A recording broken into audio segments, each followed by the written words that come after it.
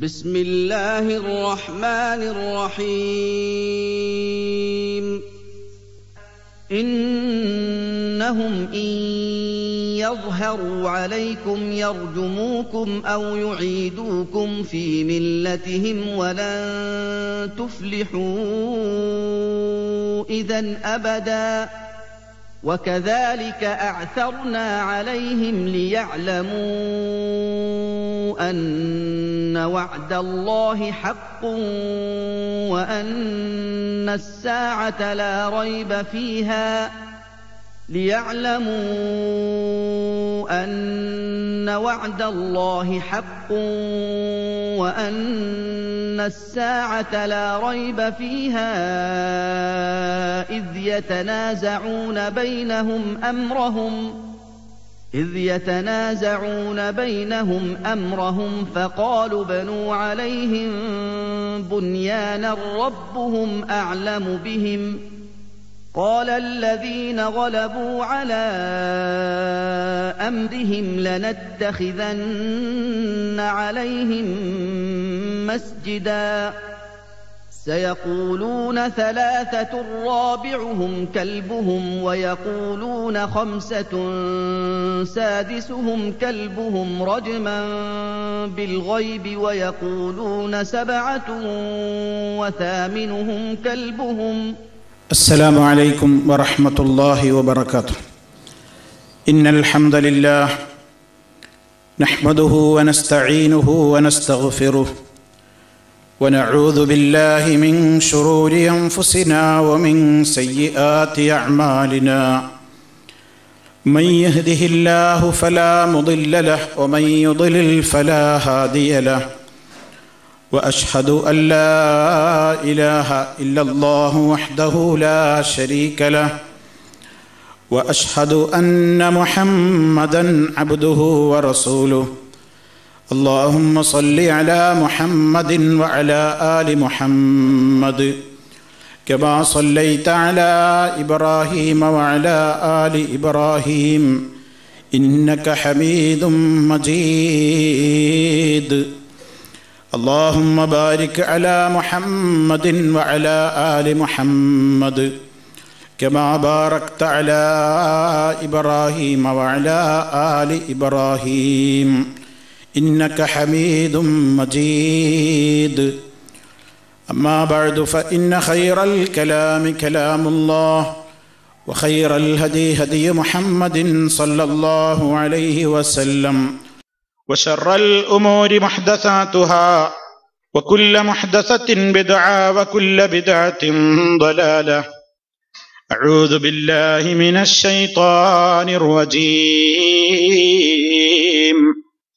والذين يقولون ربنا هب لنا من أزواجنا وذرياتنا قرة أعين واجعلنا للمتقين إماما.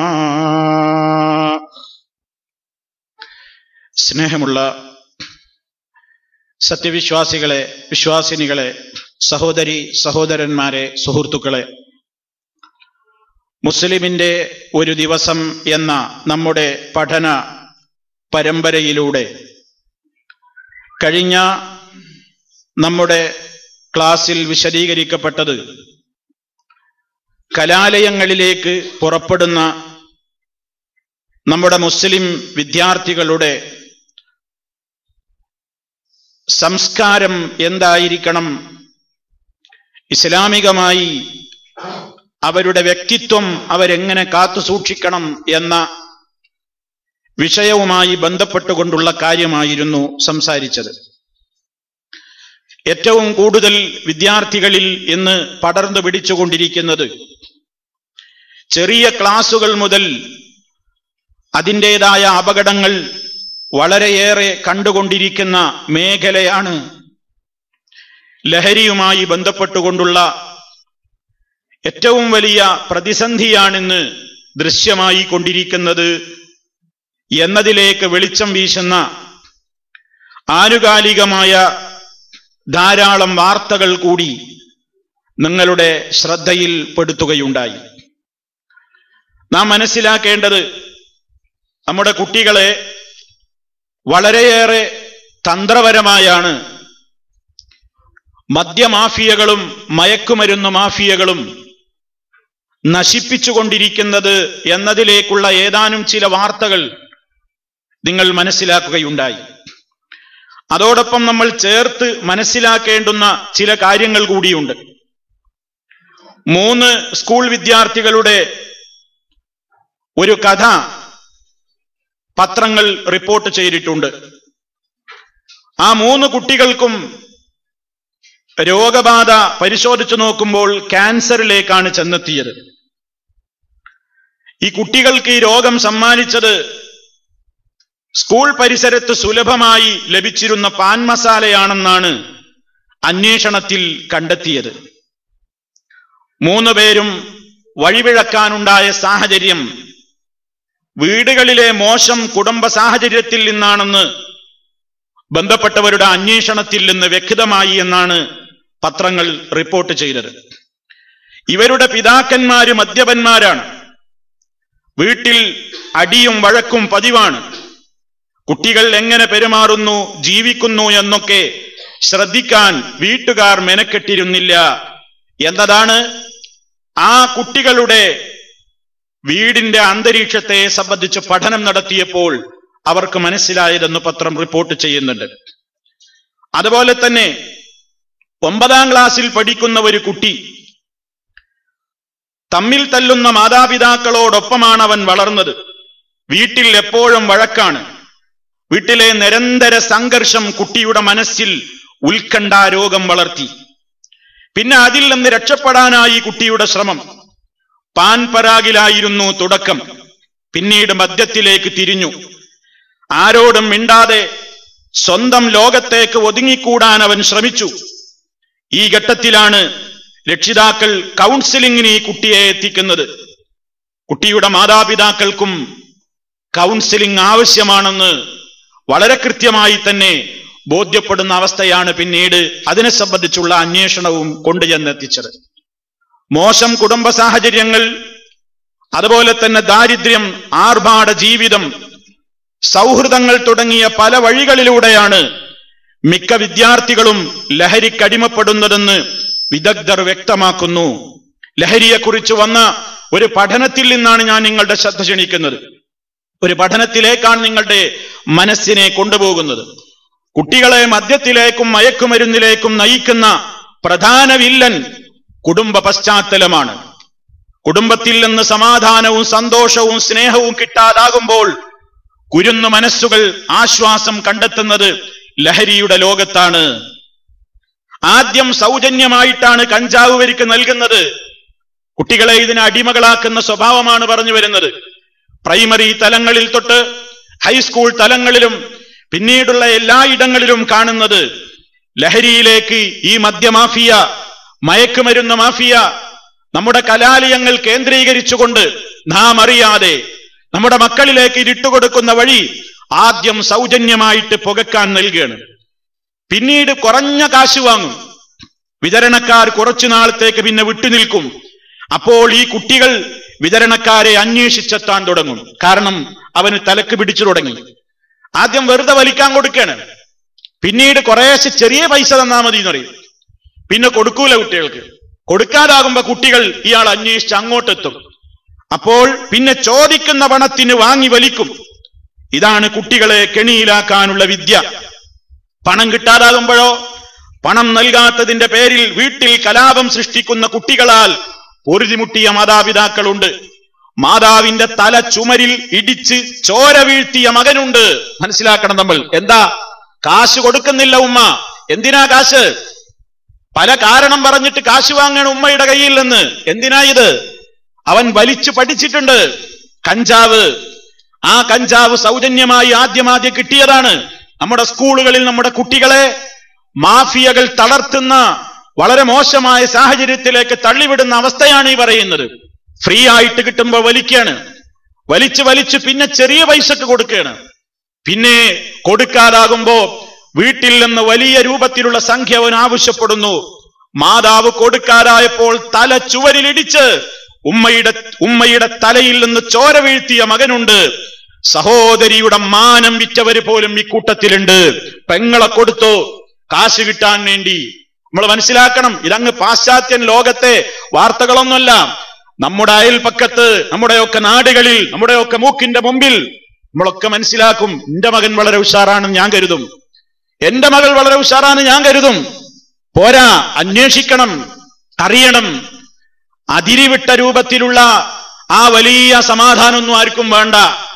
എല്ലാവരുടെയും മനസ്സിൽ വേണം മക്കൾ എങ്ങോട്ട് പോകുന്നു, ആരുമായി ബന്ധപ്പെടുന്നു എന്ന് നമ്മൾ മനസ്സിലാക്കണം. അപ്പോ ഈ രൂപത്തിൽ ഇങ്ങനെ വായിക്കുകയാണെങ്കിൽ സഹോദരങ്ങളെ, നാറുന്ന ഒരുപാട് കഥകളാണിത് നമ്മുടെ സാംസ്കാരിക കേരളം എന്ന് പറയുന്ന നമ്മുടെ കേരളത്തിന്റെ കലാലയങ്ങളിൽ നിന്ന് റിപ്പോർട്ട് ചെയ്യപ്പെടുന്നത്. മുസ്ലിം കുട്ടികൾക്ക് ഇവിടെ വളരെയേറെ ബോധവൽക്കരണം ആവശ്യമാണ്. രക്ഷിതാക്കൾ അതിനെ സംബന്ധിച്ചെന്ന് ശ്രദ്ധിക്കുന്നില്ല. മുസ്ലിം കുട്ടികളോടാണല്ലോ നമ്മൾ സംസാരിക്കുന്നത്. ആ മുസ്ലിം വിദ്യാർത്ഥി ഇതിനൊക്കെ പുറമെ അവൻ പഠിക്കുന്ന സ്ഥാപനങ്ങളിലൂടെ അവൻ ശ്രദ്ധിക്കേണ്ടുന്ന, അവന്റെ മനസ്സിൽ പ്രത്യേകമായി അവന് ബോധവൽക്കരണം കിട്ടേണ്ടുന്ന ഒരുപാട് കാര്യങ്ങളുണ്ട്. പക്ഷേ രക്ഷിതാക്കൾ ആ വഴിക്ക് തിരിഞ്ഞു നോക്കുന്ന പോലുമില്ല. നമ്മുടെയൊക്കെ സ്കൂളുകളിൽ, കോളേജുകളിൽ കലാകായിക വിനോദങ്ങൾ എന്ന പേരിൽ തോന്നിവാസങ്ങൾ അരങ്ങേറാൻ തുടങ്ങിയിട്ട് കാലം കുറെ ആയിട്ടുണ്ട്. പല പേരുകളിലാണ് അതിന് വിദ്യാലയങ്ങളിൽ നടന്നുകൊണ്ടിരിക്കുന്നത്. സ്കൂൾ ആനിവേഴ്സറികൾ എന്ന പേരിൽ, യൂത്ത് ഫെസ്റ്റിവലുകൾ എന്ന പേരിൽ, അതുപോലെ തന്നെ കോളേജ് ഡേ എന്ന പേരിൽ, അതുപോലെ തന്നെ ബർത്ത്ഡേ ആഘോഷം എന്ന പേരിൽ നമ്മുടെയൊക്കെ സ്കൂളുകളിലും കോളേജുകളിലും ക്യാമ്പസുകളിലുമൊക്കെ ധാരാളക്കണക്കിന് തോന്നിവാസങ്ങളാണ് നടന്നുകൊണ്ടിരിക്കുന്നത്. ആനിവേഴ്സറികളുടെ ദിവസങ്ങളിലാണ് പല കുട്ടികളും മദ്യത്തിന്റെ രുചി അറിയുന്നത്. കോളേജ് ഡേകളുടെ ദിവസങ്ങളിലാണ് പല കുട്ടികളും സെക്സ് എന്താണെന്ന് അറിയുന്നത്. എല്ലാവരും പറയുന്നു എന്റെ സ്വന്തം പെങ്ങളെ പോലെയാണെന്ന്. അന്ന് പഠിക്കുന്ന കോളേജിലെ കുട്ടികൾ, ആൺകുട്ടികൾക്കൊക്കെ അവന്റെ കൂടെ പഠിക്കുന്നവരൊക്കെ പെങ്ങന്മാരാണ് പോലും, പെൺകുട്ടികൾക്കൊക്കെ അവിടെ പഠിക്കുന്നവരൊക്കെ ആങ്ങളമാരാണ് പോലും. എന്തൊരു സ്നേഹം! വലിയ ആങ്ങള സ്നേഹം, വലിയ പെങ്ങൾ സ്നേഹം. എന്നിട്ട് കോളേജ് ഡേകളിൽ കുടിച്ചു കൂത്താടുകയാണ്. തലേന്നും അതിന്റെ തലേന്നും രാത്രികളിലുമൊക്കെ റിഹേഴ്സലുകൾ അരങ്ങേറുകയാണ്. ഡാൻസിന്റെ റിഹേഴ്സലുകൾ, അതുപോലെ തന്നെ സിനിമാറ്റിക് ഡാൻസുകളുടെ റിഹേഴ്സലുകൾ, അതുപോലെ തന്നെ വളരെ മോശപ്പെട്ട രൂപത്തിലുള്ള പലതും അവിടെ അരങ്ങേറുകയാണ്. ശരീരം പകുത്തു കൊടുക്കുകയാണ്. പലപ്പോഴും ഗർഭഛിദ്രങ്ങൾ നടത്തേണ്ടി വരികയാണ്. എവിടെ? നമ്മുടെ കലാലയങ്ങളിൽ. നമ്മൾ മനസ്സിലാക്കണം, വളരെ ഗൗരവത്തോടുകൂടി വിദ്യാർത്ഥികളും അവരുടെ രക്ഷിതാക്കളും അറിയേണ്ടതാണിത്. പലപ്പോഴും സ്റ്റഡി ടൂർ എന്ന പേരിൽ നടക്കുന്ന ആഭാസങ്ങൾ, അതിനെക്കുറിച്ച് പറയാവുന്ന ചുരുങ്ങിയ ഒരു വാചകമുണ്ടെങ്കിൽ പറയാവുന്ന ഒരു പേര്, ടൂർ എന്ന പേരിൽ വിളിക്കുന്ന ലൈസൻസ്ഡ് അഴിഞ്ഞാട്ടം. എല്ലാവരും ലൈസൻസ് കൊടുത്തുകൊണ്ടുള്ള അഴിഞ്ഞാട്ടത്തിന്റെ ദിവസമാണ് സ്റ്റഡി ടൂർ എന്ന പേരിൽ നടക്കുന്നത് മിക്ക സ്ഥലങ്ങളിലും. എല്ലാവരും അതുപോലെയാണെന്നല്ല ഞാൻ പറയുന്നത്. 90% സ്റ്റഡി ടൂറുകളും ഇതിന്റെ പേരിൽ ലൈസൻസ്ഡ് വ്യഭിചാരമാണ് നടക്കുന്നത്, ലൈസൻസ്ഡ് അഴിഞ്ഞാട്ടമാണ് നടന്നുകൊണ്ടിരിക്കുന്നത്.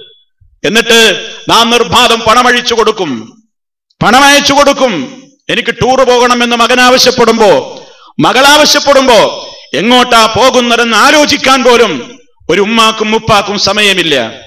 ആരുടെ കൂടെയാണ് ഈ പോകുന്നത്? ബസ്സിലും ട്രെയിനിലും നടക്കുന്ന കൂത്താട്ടങ്ങൾ എത്രയാണ്? ആർക്കാണതറിയാത്തത്? ബസ്സിലും ട്രെയിനിലുമൊക്കെ ഒരുമിച്ചിരുന്നും ചുംബനമർപ്പിച്ചും കെട്ടിപ്പിടിച്ചും മോശത്തരങ്ങളുടെ ഡയലോഗുകൾ പറഞ്ഞും കമന്റ് അടിച്ചും എല്ലാം സമർപ്പിച്ചുകൊണ്ടും കൂത്താടുകയാണ്. നിയന്ത്രിക്കേണ്ടുന്ന അധ്യാപകന്മാർ അവര് പോലും അതിന്റെ അനുകൂലികളും പ്രയോക്താക്കളുമായി മാറുമ്പോൾ നല്ലവരായ അധ്യാപകരെ മറന്നുകൊണ്ടല്ല ഈ സംസാരിക്കുന്നത്, ബോധമുള്ള അധ്യാപകരെ മറന്നുകൊണ്ടല്ല ഈ സംസാരിക്കുന്നത്.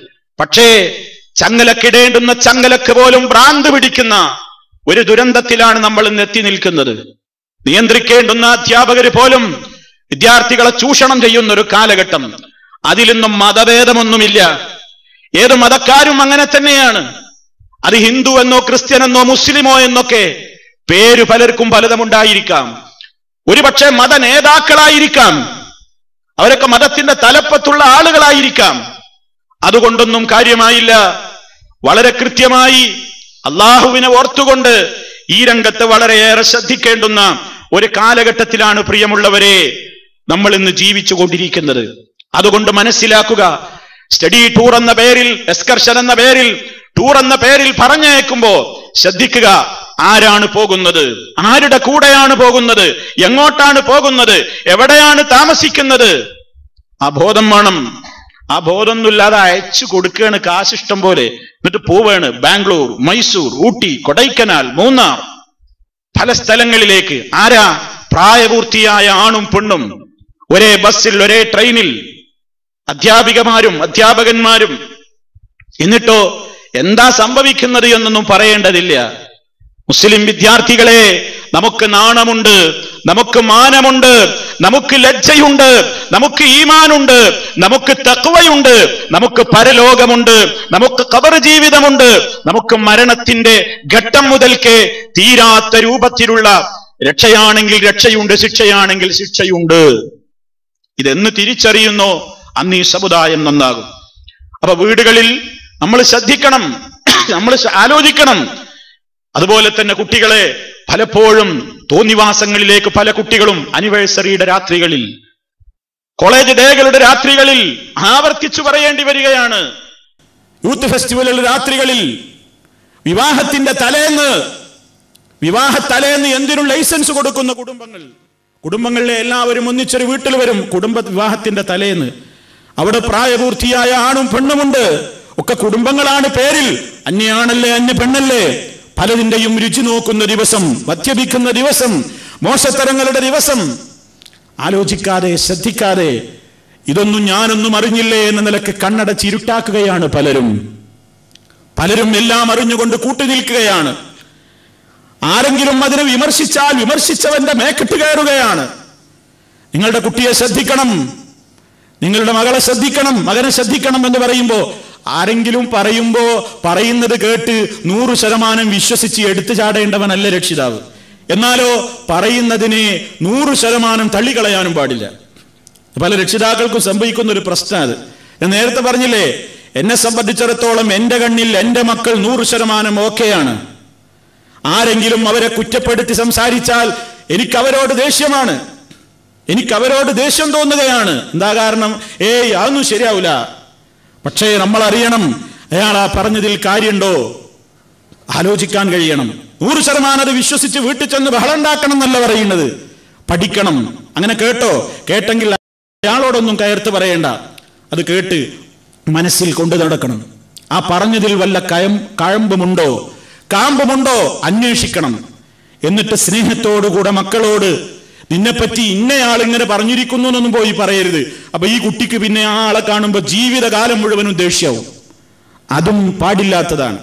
ആരെങ്കിലും നമ്മളോട് ഉപദേശിച്ചോ, അത് മനസ്സിൽ സ്വകാര്യമായി കൊണ്ടു നടന്ന് ആ പോരായ്മ എന്റെ മക്കളിൽ ഉണ്ടെങ്കിൽ അത് വളരെ തന്ത്രപരമായി തിരുത്തി, ആരാണ് പറഞ്ഞതെന്ന് പോലും കുട്ടികളെ അറിയിക്കാതെ സ്നേഹത്തോടുകൂടി അതിനുള്ള ഏറ്റവും വലിയ കരുക്കൾ നീക്കുകയാണ് നമ്മൾ വേണ്ടത്.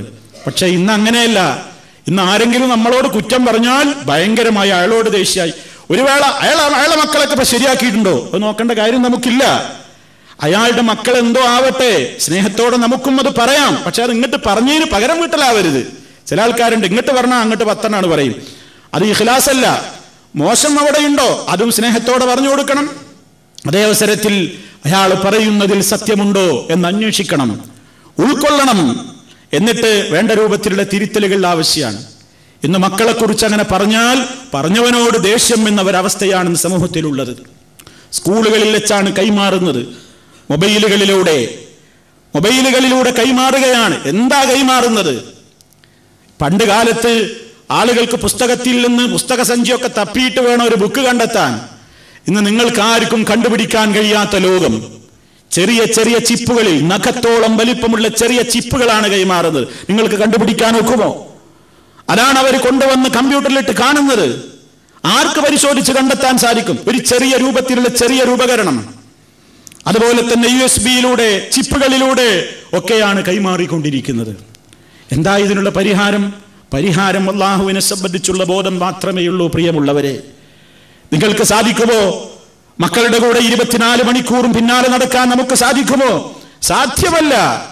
കാലഘട്ടം അത്രത്തോളം പുരോഗമിച്ചു കഴിഞ്ഞു. അതുകൊണ്ട് മക്കളെ, പടച്ച റബ്ബിനെ ഭയപ്പെടുന്ന മക്കൾ, മുസ്ലിം വിദ്യാർത്ഥികൾ, അവർ ശ്രദ്ധിക്കേണ്ടുന്ന 2 പ്രാർത്ഥനകൾ എനിക്ക് പറയാനുണ്ട്. ഒന്ന്, അതവരുടെ ജീവിതത്തിൽ മുഴുവനും വെളിച്ചം പകരണം. 5 നേരം പള്ളിയിലേക്ക് പുറപ്പെടുമ്പോ മഹാനായ റസൂലുള്ളാഹി സ്വല്ലല്ലാഹു അലൈഹി വസല്ലമ നിസ്കാരത്തിലേക്ക് പുറപ്പെടുന്ന വേളയിൽ ഖറജ ഇല സ്വലാത്തി അന്ന നബിയ സ്വല്ലല്ലാഹു അലൈഹി വസല്ലമ ഖറജ ഇല സ്വലാത്തി വഹുവ യഖൂൽ, നിസ്കാരത്തിന് പുറപ്പെടുന്ന വേളയിൽ നബി സല്ലല്ലാഹു അലൈഹി വസല്ലം പ്രാർത്ഥിച്ചു, അല്ലാഹുമ്മ ജഅൽ ഫീ ഖൽബി നൂറാ വഫീ ലിസാനി നൂറാ വജഅൽ ഫീ സംഈ നൂറാ വജഅൽ ഫീ ബസരി നൂറാ വജഅൽ മിൻ ഖൽഫി നൂറാ വമിൻ അമാമി നൂറാ വജഅൽ മിൻ ഫൗഖി നൂറാ വമിൻ തഹ്തി നൂറാ അല്ലാഹുമ്മ അഅ്തിനി നൂറാ. നബി സല്ലല്ലാഹു അലൈഹി വസല്ലം നിസ്കാരത്തിന് പുറപ്പെടുമ്പോ ഇത് നമ്മുടെ മക്കൾക്ക് പകർന്നു കൊടുക്കണം. നമ്മളും പറയണം, നമ്മുടെ മക്കളും പറയണം. 5 നേരം ഇത് പള്ളിയിലേക്ക് പുറപ്പെടുമ്പോ പറയാണ്, അല്ലാഹുവേ എന്റെ ഹൃദയത്തിൽ നീ പ്രകാശം നിറക്കണേ, ഖൽബിൽ പ്രകാശം നിറക്കണം, എന്റെ നാവിൽ പ്രകാശം നിറക്കണം, എന്റെ ചെവിയിൽ പ്രകാശം നിറക്കണം, എന്റെ കണ്ണിൽ പ്രകാശം നിറക്കണേ, എന്റെ പിന്നിൽ നിന്നും പ്രകാശം തരണേ, എന്റെ മുന്നിൽ നിന്നും പ്രകാശം തരണേ, മുകളിൽ നിന്നും പ്രകാശം ചൊരിയണേ, അടിയിൽ നിന്നും പ്രകാശം നൽകണേ. അല്ലാഹുമ്മ അഅ്തിനി നൂറാ, അല്ലാഹുവേ നീ എനിക്ക് പ്രകാശം ചൊരിഞ്ഞു തരണമേ. എത്ര തവണയാണ് അല്ലാഹുവിനോട് പ്രകാശം ചോദിക്കുന്നത് ജീവിതത്തിൽ മുഴുവൻ പ്രകാശം കിട്ടാൻ? ഇതൊക്കെ 5 നേരം പറയുന്ന മക്കളാവണം, ഇതൊക്കെ 5 നേരം പറയുന്ന രക്ഷിതാക്കളാവണം, ഉപ്പയാവണം, ഉമ്മയാവണം. ഈ 5 നേരം അർത്ഥമറിഞ്ഞ് നമ്മുടെ മക്കൾ പറഞ്ഞാൽ പടച്ച റബ്ബിന്റെ കാവലവർക്ക് വിദ്യാഭ്യാസ സ്ഥാപനങ്ങളിൽ കിട്ടുന്നു, വഴികളിൽ കിട്ടുന്നു, എല്ലാ രംഗത്തും റബ്ബിന്റെ സഹായം കിട്ടുകയാണ്. മാത്രമല്ല, പ്രഭാതത്തിൽ പറയേണ്ട പ്രാർത്ഥനകൾ മക്കൾ പറഞ്ഞോ എന്ന് ഉറപ്പുവരുത്തണം. അതിനവർക്ക് പ്രോത്സാഹനം കൊടുക്കണം. അബ്ദുല്ലാഹി ഇബ്നു ഉമർ റളിയല്ലാഹു തആല അൻഹുമയിൽ നിന്നുള്ള റിപ്പോർട്ടിൽ കാണാം, ലം യകുൻ റസൂലുള്ളാഹി സ്വല്ലല്ലാഹു അലൈഹി വസല്ലമ യദഉ ഹൗലായി ദഅവാതി ഹീന യുംസി വഹീന യുസ്ബിഹു. നബി സല്ലല്ലാഹു അലൈഹി വസല്ലമ താഴെ വരാൻ പോകുന്ന പ്രാർത്ഥനകൾ രാവിലെയും വൈകുന്നേരവും ഒരു കാലത്തും ഉപേക്ഷ വരുത്തിയിട്ടില്ല. ഒരിക്കലും ഉപേക്ഷ വരുത്താതെ രാവിലെയും വൈകുന്നേരവും പറഞ്ഞിരുന്ന ഒരു പ്രാർത്ഥന. ഇത് നമ്മളും പറയണം, നമ്മുടെ മക്കളും പറയണം. അള്ളാന്റെ കാവൽ അവരുടെ ജീവിതത്തിൽ ഉണ്ടാകാനായി പറയുന്നത്, നമ്മുടെ ജീവിതത്തിലും റബ്ബിന്റെ കാവലുണ്ടാകാനായി പറയുന്നത് എന്താണ് ആ പ്രാർത്ഥന? അല്ലാഹുമ്മ ഇന്നി അസ്അലുകൽ ആഫിയത ഫിദ്ദുനിയ വൽ ആഖിറ, അല്ലാഹുമ്മ ഇന്നി അസ്അലുകൽ അഫ്വ വൽ ആഫിയത ഫീ ദീനി വദുനിയായ വഅഹ്ലി വമാലി, اللهم استر عوراتي وآمن روعاتي، اللهم احفظني من بين يدي ومن خلفي وعن يميني وعن شمالي ومن فوقي وأعوذ بعظمتك أن نغتال من تحتي. കേൾക്കുമ്പോ തോന്നും ഇതൊക്കെ പഠിക്കാനാകുമോ?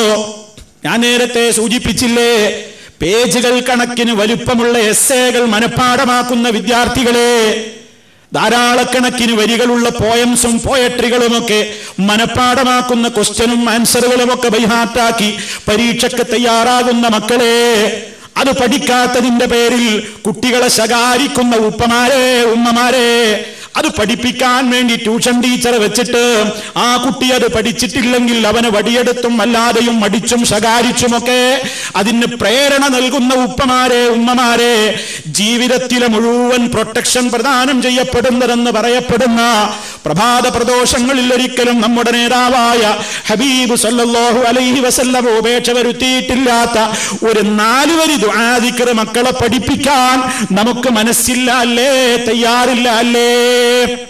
അപ്പൊ മക്കളും വിചാരിച്ചു എന്ത്, ഇതിനൊന്നും വലിയ കാര്യമൊന്നുമില്ല.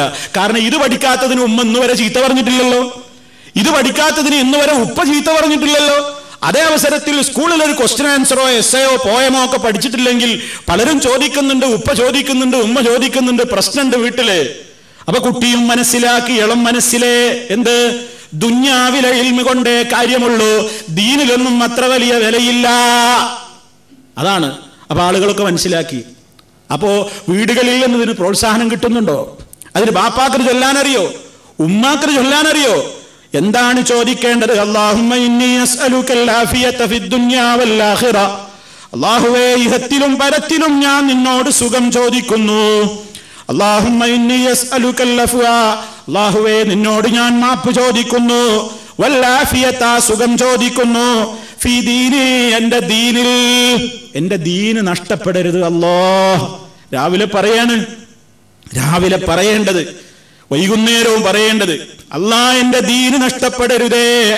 വദുന്യായ, എൻ്റെ ദുന്യാവിലും ആഫിയത്ത് തരണം, ആരോഗ്യം തരണം അല്ലാഹ്.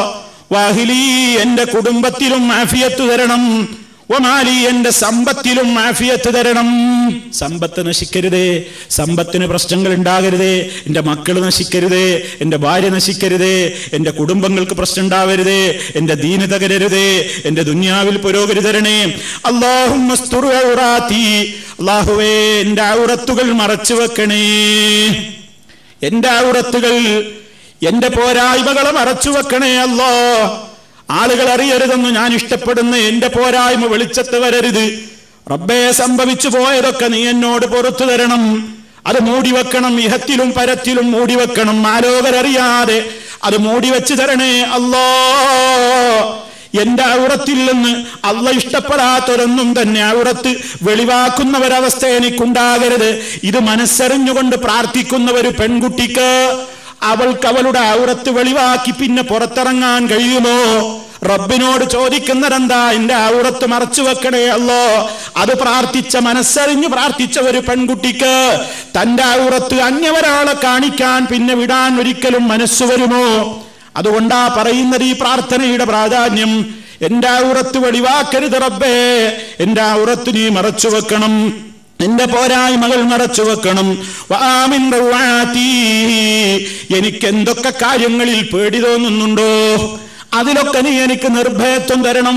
ഒരു വിദ്യാർത്ഥിയാകുമ്പോൾ അവന് പല പേടിയുണ്ട്, പരീക്ഷാ പേടിയുണ്ട്, പഠിച്ചിട്ട് മനസ്സിലാകുന്നില്ലെന്ന ഭയമുണ്ട്, ആധിയുണ്ട്, വ്യാധിയുണ്ട്, ടെൻഷനുണ്ട്, ഒരുപാട് കാര്യങ്ങളുണ്ട്. എന്റെ എല്ലാ പ്രതിസന്ധികളിലും എന്റെ പ്രയാസങ്ങളിലും നിന്റെ കാവൽ വേണേ അല്ലോ. അല്ലാഹുമ്മ ഹ്ഫദ്നി, അല്ലാഹുവേ നീ എന്നെ കാത്തുകൊള്ളണേ, നീ എന്നെ സംരക്ഷിക്കണേ. മിൻ ബൈനി യദയ്യ, എന്റെ മുന്നിൽ നിന്ന് വരുന്ന ആപത്തുകളിൽ നിന്ന്, വമിൻ ഖൽഫി, എന്റെ പിന്നിൽ നിന്ന് വരുന്ന ആപത്തുകളിൽ നിന്ന്, വഅൻ യമീനി, എന്റെ വലതുവശത്തുകൂടെ വരുന്ന ആപത്തുകളിൽ നിന്ന്, വഅൻ ശിമാലി, എന്റെ ഇടതുവശത്തുകൂടെ വരുന്ന ആപത്തുകളിൽ നിന്ന്, വമിൻ ഫൗഖി, എനിക്ക് മുകളിൽ നിന്ന് വരുന്ന ആപത്തുകളിൽ നിന്ന്, വഅഊദു ബിഅളമതിക, നിന്റെ മഹത്വത്തെ മുൻനിർത്തിക്കൊണ്ട് നിന്നോട് ഞാൻ കാവൽ ചോദിക്കുന്നു റബ്ബേ. അന്നുഗ്താല മിൻ തഹ്തി, എന്റെ അടിഭാഗത്തുകൂടെ എനിക്ക് വല്ല അപകടങ്ങളും രോഗങ്ങളും അതുപോലെ തന്നെ പരീക്ഷണങ്ങളും ബുദ്ധിമുട്ടുകളും പ്രളയങ്ങളോ ഭൂകമ്പമോ ഏതൊക്കെയാവട്ടെ എന്തെല്ലാം ഉണ്ടാകാമോ എല്ലാത്തിൽ നിന്നും ഞാൻ നിന്നോട് കാവൽ ചോദിക്കുന്നു. ഹബീബ് സല്ലല്ലാഹു അലൈഹി വസല്ലമ പ്രഭാതത്തിലും പ്രദോഷത്തിലും ഒരിക്കലും ഉപേക്ഷ വരുത്താതെ കൊണ്ട് നടന്ന ദിക്ർ മുസ്ലിമേര് നമുക്കറിയാവോ? നമ്മുടെ കുട്ടിക്കറിയാമോ? നമ്മുടെ മകൾക്കറിയാമോ? മകനറിയാമോ? അറിഞ്ഞില്ലെങ്കിൽ അത് അറിയിക്കണം, ഇത് പഠിക്കണം, ഇത് പഠിച്ചേ പറ്റൂ. ഇത് മനസ്സറിഞ്ഞു മക്കൾ പറയട്ടെ, റബ്ബിന്റെ കാവലുണ്ടാകും. ശൈത്താൻ മുന്നിൽ നിന്നും പിന്നിൽ നിന്നും ഇടതു നിന്നും വലതുവശത്തു നിന്നും നാനാവശത്തുകൂടെ നമ്മുടെ മക്കളുടെ ക്യാമ്പസിലൂടെ സ്കൂളുകളിലൂടെ വിളയാട്ടം നടത്തും. എന്റെ മകൻ പെട്ടുപോകരുത്, എന്റെ മോള് പെട്ടുപോകരുത്. ആ പ്രാർത്ഥന നമ്മുടെ മനസ്സിൽ വേണം. അതോടൊപ്പം അവരും അത് പ്രാർത്ഥിക്കണം, അതിനവരെ സജ്ജമാക്കണം, അതിന് പ്രത്യേക കാവലുണ്ടാകണം. അത്രത്തോളം വലവിരിച്ചിരിക്കുകയാണ് ഓരോ മാഫിയകളും. മദ്യത്തിന്റെ മാഫിയകളുണ്ട്, സെക്സ് റാക്കറ്റുകളുണ്ട്, മോശപ്പെട്ട സർവ്വരൂപത്തിലുള്ള പിശാചുക്കളും വലവിരിച്ചതാണ് നമ്മുടെ വിദ്യാഭ്യാസ കേന്ദ്രങ്ങൾ. അങ്ങോട്ട് നമ്മുടെ മക്കളെ പറഞ്ഞേക്കുമ്പോ നല്ല കാവല് അള്ളാന്റെ അടുക്കൽ നിന്ന് കിട്ടുക തന്നെ വേണം. അതിലെന്ത് വേണം? അതിനിര് നമ്മുടെ മക്കൾ പറയട്ടെ, ഇത് നമ്മുടെ മക്കൾ ഇത് മനസ്സറിഞ്ഞുകൊണ്ട് പ്രാർത്ഥിക്കട്ടെ. ഏത് തിന്മകൾക്കിടയിലും പതറാതെ പിടിച്ചു നിൽക്കാൻ മക്കളെ നമുക്ക് സാധിക്കണം. അങ്ങനെ സാധിക്കണം എന്ന് പറയുന്നത് പറയാൻ എളുപ്പമാണ്, കടുത്ത പരീക്ഷണമാണ്. കടുത്ത പരീക്ഷണമാണ് നമ്മുടെ മക്കൾ നേരിടുന്നത്. നമ്മുടെ മക്കള് നമ്മുടെ കയ്യിൽ നിന്നാണ് പോയി പുറത്തേക്ക് ഇറങ്ങി സ്കൂളുകളിലും കോളേജുകളിലും ഒക്കെ കഴിഞ്ഞ് തിരിച്ചെത്തുന്നതിന്റെ മുമ്പ് കടുത്ത പരീക്ഷണത്തിലൂടെയാണ് അവർ കടന്നു പോകുന്നത്. ആ പരീക്ഷണ ഘട്ടങ്ങളിലൊക്കെ പിടിച്ചു നിൽക്കാൻ മക്കളെ സാധിക്കണം. അതിനാണ് സബർ എന്ന് പറയുന്ന ഗുണം. ഈമാനിന്റെ പ്രധാനപ്പെട്ട ഭാഗം സബർ എന്ന് പറയുന്നത് വിശ്വാസത്തിലെ വലിയ പ്രസക്തിയുള്ള കാര്യമല്ലേ. ഇന്നല്ലാഹ മഅസ്സാബിരീൻ. മക്കളത് മനസ്സിലാക്കണം. അല്ലാഹ് ക്ഷമാലുക്കളുടെ കൂടെയാണ്. സ്വർഗത്തിലേക്ക് പ്രവേശനം നൽകപ്പെടുന്ന ഭാഗ്യവാന്മാരോട് മലക്കുകൾ ആശീർവാദത്തിന്റെ വാചകങ്ങൾ പറയുന്നത് എന്തും പറഞ്ഞിട്ടാണ്? സ്വർഗത്തിലേക്ക് കാലെടുത്തു വെക്കുമ്പോ മുഅ്മിനീങ്ങളോട് അല്ലാഹുവിന്റെ മലക്കുകൾ പറയും, സലാമുൻ അലൈക്കും ബിമാ സബർതും. നിങ്ങൾക്ക് ശാന്തി ഉണ്ടാകട്ടെ, സമാധാനമുണ്ടാകട്ടെ, കടന്നോളൂ സ്വർഗത്തിലേക്ക്. എന്താണ് കാരണം പറഞ്ഞത്? നിങ്ങൾ എങ്ങനെയാ ഇവിടെ എത്തിയത്? ബിമാ സബർതും, നിങ്ങൾ സഹിച്ചത് കൊണ്ട്. നിങ്ങൾ ഏറെ സഹിച്ചവരാണ്, നിങ്ങൾ ഏറെ ക്ഷമിച്ചവരാണ്. ആ ക്ഷമയുടെയും സഹനത്തിന്റെയും പ്രതിഫലം ഇതാ സ്വർഗമാണ്. സ്വർഗത്തിലേക്ക് പ്രവേശിച്ചോളൂ എന്നവരോട് പറയും. അപ്പൊ ക്ഷമക്ക് വല്ലാത്തൊരു പ്രാധാന്യമുണ്ട്. ഇത് മക്കൾക്ക് പകർന്നു കൊടുക്കണം. മക്കൾക്ക് പകർന്നു കൊടുക്കണം എന്ന് പറയുമ്പോൾ എല്ലാവരും മനസ്സിലാക്കിക്കോ, ഇതാദ്യം തനിക്ക് വേണമെന്ന്. ഇതാദ്യം തനിക്ക് വേണം. സബർ എന്ന് പറയുന്നത് 3 ഘട്ടത്തിൽ ആവശ്യമാണ് മക്കളെ, വളരെ പ്രധാനമാണ്. എന്താണ് സബർ? സബറിന് 3 ഘട്ടം പണ്ഡിതന്മാർ പറയുന്നുണ്ട്. ഒന്ന്, സൽക്കർമ്മങ്ങൾ ചെയ്യാൻ നല്ല സബർ വേണം. നല്ല സബർ വേണം സൽക്കർമ്മങ്ങൾ ചെയ്യാൻ. നല്ലത് ചെയ്യണമെന്നുണ്ടെങ്കിലും നല്ല സബർ ഉണ്ടെങ്കിലേ സമയത്ത് നിസ്കരിക്കുന്ന ഒരു കുട്ടിയാവാൻ, സമയത്ത് കൃത്യമായ രൂപത്തിലുള്ള തന്റെ ബാധ്യതകൾ നിർവഹിക്കുന്ന ഒരു മകനാവാൻ നല്ല ക്ഷമ വേണം. അതുപോലെ തന്നെ ദുഷ്കർമ്മങ്ങളിൽ നിന്ന് വിട്ടുനിൽക്കാനും ക്ഷമ വേണം. ഇടത്തും വലത്തുമുള്ള കൂട്ടുകാര്, ഇടത്തും വലത്തുമുള്ള വിദ്യാർത്ഥികൾ, സഹപാഠികൾ പലതും കൊണ്ടുവന്നിട്ടുണ്ടാകും. പലതും അവരുടെ ബാഗിനുള്ളിലുണ്ടാകും. പലതും അവർ ഉപയോഗിക്കുന്നുണ്ടാകും. പലതും അവർ രുചി നോക്കുന്നുണ്ടാകും. പലതും അവർ കണ്ടു രസിക്കുന്നുണ്ടാകും. പലതും അവർ കേട്ട് രസിക്കുന്നുണ്ടാകും. ഈമാനുള്ള മക്കളെ, അവിടെ ക്ഷമയാണ് ഏറ്റവും വലുത്. എന്റെ റബ്ബ് എന്നെ നിരീക്ഷിക്കുന്നു, എന്റെ റബ്ബ് എന്നെ കാണുന്നു, എന്റെ റബ്ബ് എന്നെ നിരീക്ഷിച്ചു കൊണ്ടിരിക്കുകയാണ്. ആ ബോധമാണ് നമ്മളിൽ ഉണ്ടായിരിക്കേണ്ടത്. അപ്പൊ തിന്മകളിൽ നിന്ന് വിട്ടുനിൽക്കാൻ, കണ്ണ് താഴ്ത്താൻ, ദൃഷ്ടികൾ നിയന്ത്രിക്കാൻ, കാത് നിയന്ത്രിക്കാൻ, നാവ് നിയന്ത്രിക്കാൻ, കൈകാലുകൾ അടക്കി വെക്കാൻ വല്ലാത്തൊരു ക്ഷമയും സഹനവും ആവശ്യമാണ്. അതാണ് 2ാമത്തെ ക്ഷമ. 3ാമത്തെ ക്ഷമ, കാലവിപത്തുകളും ബുദ്ധിമുട്ടുകളും പ്രയാസങ്ങളും രോഗങ്ങളും കഷ്ടപ്പാടുകളും ഒക്കെ ഉണ്ടാകുമ്പോ അതിലും ക്ഷമിക്കാൻ നമുക്ക് സാധിക്കണം. ഇങ്ങനെ ഏതൊക്കെ രംഗത്ത് ക്ഷമിക്കാൻ നമുക്ക് സാധിക്കുന്നുവോ അതിലൊക്കെയും അല്ലാഹ് നമുക്ക് വിജയം തരും. കുട്ടികൾ വളരെയേറെ ശ്രദ്ധിക്കേണ്ടുന്ന ഒരു കാര്യമാണ്, തങ്ങളുടെ നിസ്കാരം ഒരിക്കലും നഷ്ടപ്പെട്ടു പോകരുത്. പല മക്കളും സ്കൂളിലേക്ക് പോയി കഴിഞ്ഞാൽ പിന്നെ ളുഹുർ അസ്റൊക്കെ പിന്നെ വന്ന് ഒന്നിച്ചിട്ടുള്ള നിസ്കാരം പാടില്ല. സമയത്ത് നിസ്കരിക്കാൻ അവർക്ക് സാധിക്കണം. നിസ്കാരത്തിന്റെ പ്രാധാന്യം അവരറിയണം. ആരും ഒരുപക്ഷെ നിസ്കരിക്കുന്നവർ ക്യാമ്പസിലോ സ്കൂളിലോ കണ്ടെന്നവരില്ല. പക്ഷേ ഞാനൊരു മുസ്ലിമാണ്, ഞാനൊരു മുസ്ലിം വിദ്യാർത്ഥിയാണ്, വിദ്യാർത്ഥിനിയാണ്. അതുകൊണ്ട് നിസ്കാരത്തിന്റെ കാര്യത്തിൽ ശ്രദ്ധ വേണം. എവിടെ വെച്ചാണ് അത് നിർവഹിക്കാൻ സാധിക്കുക എന്നവൻ അന്വേഷിക്കണം. അതിന് തന്റെ ശരീരം വൃത്തി വേണ്ടേ? പല കുട്ടികളും മൂത്രമൊഴിച്ചാൽ വൃത്തിയാക്കില്ല. പല കുട്ടികളും ഇറുകിയ വസ്ത്രം ധരിച്ച് പെട്ടെന്ന് മൂത്രമൊഴിച്ചുകൊണ്ട് ആ മൂത്രം അവരുടെ പാൻസിലേക്ക് തെറിച്ചിട്ടുണ്ടാകും. പെട്ടെന്ന് മൂത്രമൊഴിച്ച് നടന്നു പോകുന്നത് കൊണ്ട് പലപ്പോഴും അവരുടെ അടിവസ്ത്രങ്ങളിൽ മൂത്രം പുരണ്ടിട്ടുണ്ടാകും. മൂത്രം പിന്നെയും വരുന്നുണ്ടാകും. നബി സല്ലല്ലാഹു അലൈഹി വസല്ലം ഗൗരവത്തോടെ പറഞ്ഞില്ലേ, തനസ്സഹൂ മിനൽ ബൗൽ, നിങ്ങൾ മൂത്രത്തിൽ നിന്ന് ശരിക്കും വൃത്തിയാവണേ. ഫഇന്ന ആമ്മത അദാബിൽ ഖബ്രി മിൻഹു, ഖബർ ശിക്ഷയിലെ അധികവും ഈ മൂത്രത്തിന്റെ പേരിലാണ്. ഖബറിൽ ശിക്ഷിക്കപ്പെടുന്ന ഒരു രംഗം ഹബീബ് സല്ലല്ലാഹു അലൈഹി വസല്ലം മുഅ്സത്തിന്റെ അടിസ്ഥാനത്തിൽ അവിടത്തേക്ക് കേൾപ്പിക്കപ്പെടുകയുണ്ടായി. ഇവിടുന്ന് മദീനയിലൂടെ നടന്നു പോവുകയാണ്. നടന്നു പോകുമ്പോൾ 2 ഖബറുകളിൽ നിന്ന് ശക്തമായ അട്ടഹാസവും ശക്തമായ ഖബർ ശിക്ഷയുടെ ശബ്ദവും ഹബീബ് സല്ലല്ലാഹു അലൈഹി വസല്ലം മുഅ്സത്തിന്റെ അടിസ്ഥാനത്തിൽ അല്ലാഹു തആല റസൂലുള്ളാഹിനെ കേൾപ്പിക്കുകയാണ്. റസൂൽ സല്ലല്ലാഹു അലൈഹി വസല്ലം സഹാബിമാരോട് പറഞ്ഞു, ഈ 2 ഖബറിൽ കിടക്കുന്ന ആളുകളും ശിക്ഷിക്കപ്പെടുന്നത് നിങ്ങളുടെയൊക്കെ വീക്ഷണത്തിൽ ഒരു പക്ഷേ അത്ര വലിയ കുറ്റമൊന്നുമായിരിക്കില്ല. എന്നിട്ട് ഒന്ന് പറഞ്ഞാൽ എന്താണ്? ഏഷണി പറയുന്ന ആളായിരുന്നു ഒരാൾ എന്നാണ്. 2 കൂട്ടരെയും പരസ്പരം പറഞ്ഞ് തല്ലിക്കുക. അങ്ങനത്തെ നമീമത്തിന്റെ ആൾക്കാണ് ഒരു ശിക്ഷ എന്ന് പറഞ്ഞു. മറ്റേ ആളെ പറഞ്ഞത് ഫൈനഹു കാന ലാ യസ്തതിറു മിനൽ ബൗലി, അയാൾ മൂത്രയിച്ചാൽ ശരിക്ക് വൃത്തിയാക്കൂല, ഈ ആധുനികമായ ഇറുകിയ വസ്ത്രം ധരിച്ചിട്ട് പലപ്പോഴും മൂത്രമൊഴിക്കുമ്പോൾ കുട്ടികളോട് പലരോടും ചോദിച്ചു നോക്കൂ, എന്താ നിസ്കരിക്കാത്തത്, സമയമായ വൃത്തിയില്ല, എന്താ ആ മൂത്രമൊക്കെ ഉണ്ടാവും, പലതും ഉണ്ടാകും എന്ന രൂപത്തിലാണ്. പാടില്ല. മുസ്ലിം വിദ്യാർത്ഥി അവൻ്റെതായ വ്യക്തിത്വം, അതെവിടെയും ഐഡന്റിറ്റി അവൻ കാത്തു സൂക്ഷിക്കണം. സമയമായാൽ നിസ്കരിക്കാനുള്ള സൗകര്യമുണ്ടോ എന്നവൻ പരിശോധിക്കണം. ഇല്ലെങ്കിൽ അതിനു വേണ്ട കാര്യങ്ങൾ ഏർപ്പെടുത്തണം. മുസ്ലിം കുട്ടികൾ ഒരു കാര്യം മനസ്സിലാക്കണം, എവിടെയാണെങ്കിലും മറ്റു കുട്ടികളെ പോലെ ഒരു സ്ഥാപനത്തിൽ ചേർന്ന് മറ്റു കുട്ടികളെ പോലെ ഒരു കോഴ്സും പൂർത്തിയാക്കി പുറത്തു പോരേണ്ടവരല്ല മുസ്ലിം വിദ്യാർത്ഥികൾ. മുസ്ലിം വിദ്യാർത്ഥികൾ നന്മയുടെ വിത്തുകൾ വിതയ്ക്കാൻ അവർക്ക് സാധിക്കണം. താൻ കഴിയുന്ന 4-5 കൊല്ലം ഒരു ക്യാമ്പസിൽ, ഒരു സ്കൂളിൽ താൻ പഠിക്കുന്ന കാലഘട്ടത്തിൽ പിരിഞ്ഞു പോരുന്നതിനിടക്ക് എന്തെങ്കിലും ഒരു നന്മയുടെ തുടക്കം കുറിക്കാൻ ഒരു മുസ്ലിം വിദ്യാർത്ഥിക്ക് സാധിക്കണം. മറ്റുള്ള കുട്ടികളെ പോലെ കേവലം കോഴ്സിന് ചേർന്നു കോഴ്സും കഴിഞ്ഞ് വെറുതെ മറ്റുള്ളവരെ പോലെ പുറത്തു വരേണ്ടവനല്ല ഒരു മുസ്ലിം വിദ്യാർത്ഥി. നന്മയുടെ വിത്ത് വിതയ്ക്കാൻ അവനെ കൊണ്ട് സാധിക്കണം. സന്തോഷകരമായ പല വാർത്തകളുമുണ്ട്. നാം വിചാരിക്കും അതൊന്നും ചെയ്യാനൊക്കില്ലേ എന്ന്. നാട്ടിലുള്ള പല ക്യാമ്പസുകളിൽ നമുക്ക് കേൾക്കാനാകുന്ന ചില സന്തോഷത്തിന്റെ വാർത്തകളുണ്ട്. ചില കുട്ടികൾ ക്യാമ്പസിൽ ചെന്ന് നോക്കുമ്പോൾ സമയത്ത് നിസ്കരിക്കാൻ അവിടെ സൗകര്യമില്ല. ആ കുട്ടി നിരന്തരമായിട്ട് ആ പരിസരത്തുള്ള ആളുകളുമായിട്ട് ബന്ധപ്പെടുകയാണ്.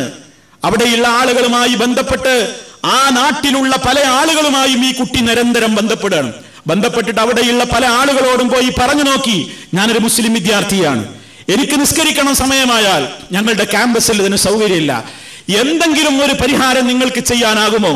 ഈ കുട്ടിയുടെ ഇത്ര പ്രായത്തിലും ഇത്ര ഒരു വലിയ വിദ്യാഭ്യാസത്തിൽ തീരെ ശ്രദ്ധിക്കാത്ത ഒരു കാലഘട്ടത്തിലെ ഒരു കുട്ടിയുടെ ഏറ്റവും വലിയ ഒരു ആഗ്രഹം കണ്ട് ആ നാട്ടിലുള്ള ആളുകൾ കോളേജ് ക്യാമ്പസിനടുത്ത് തന്നെ പള്ളി ഉണ്ടാക്കാൻ തയ്യാറായി.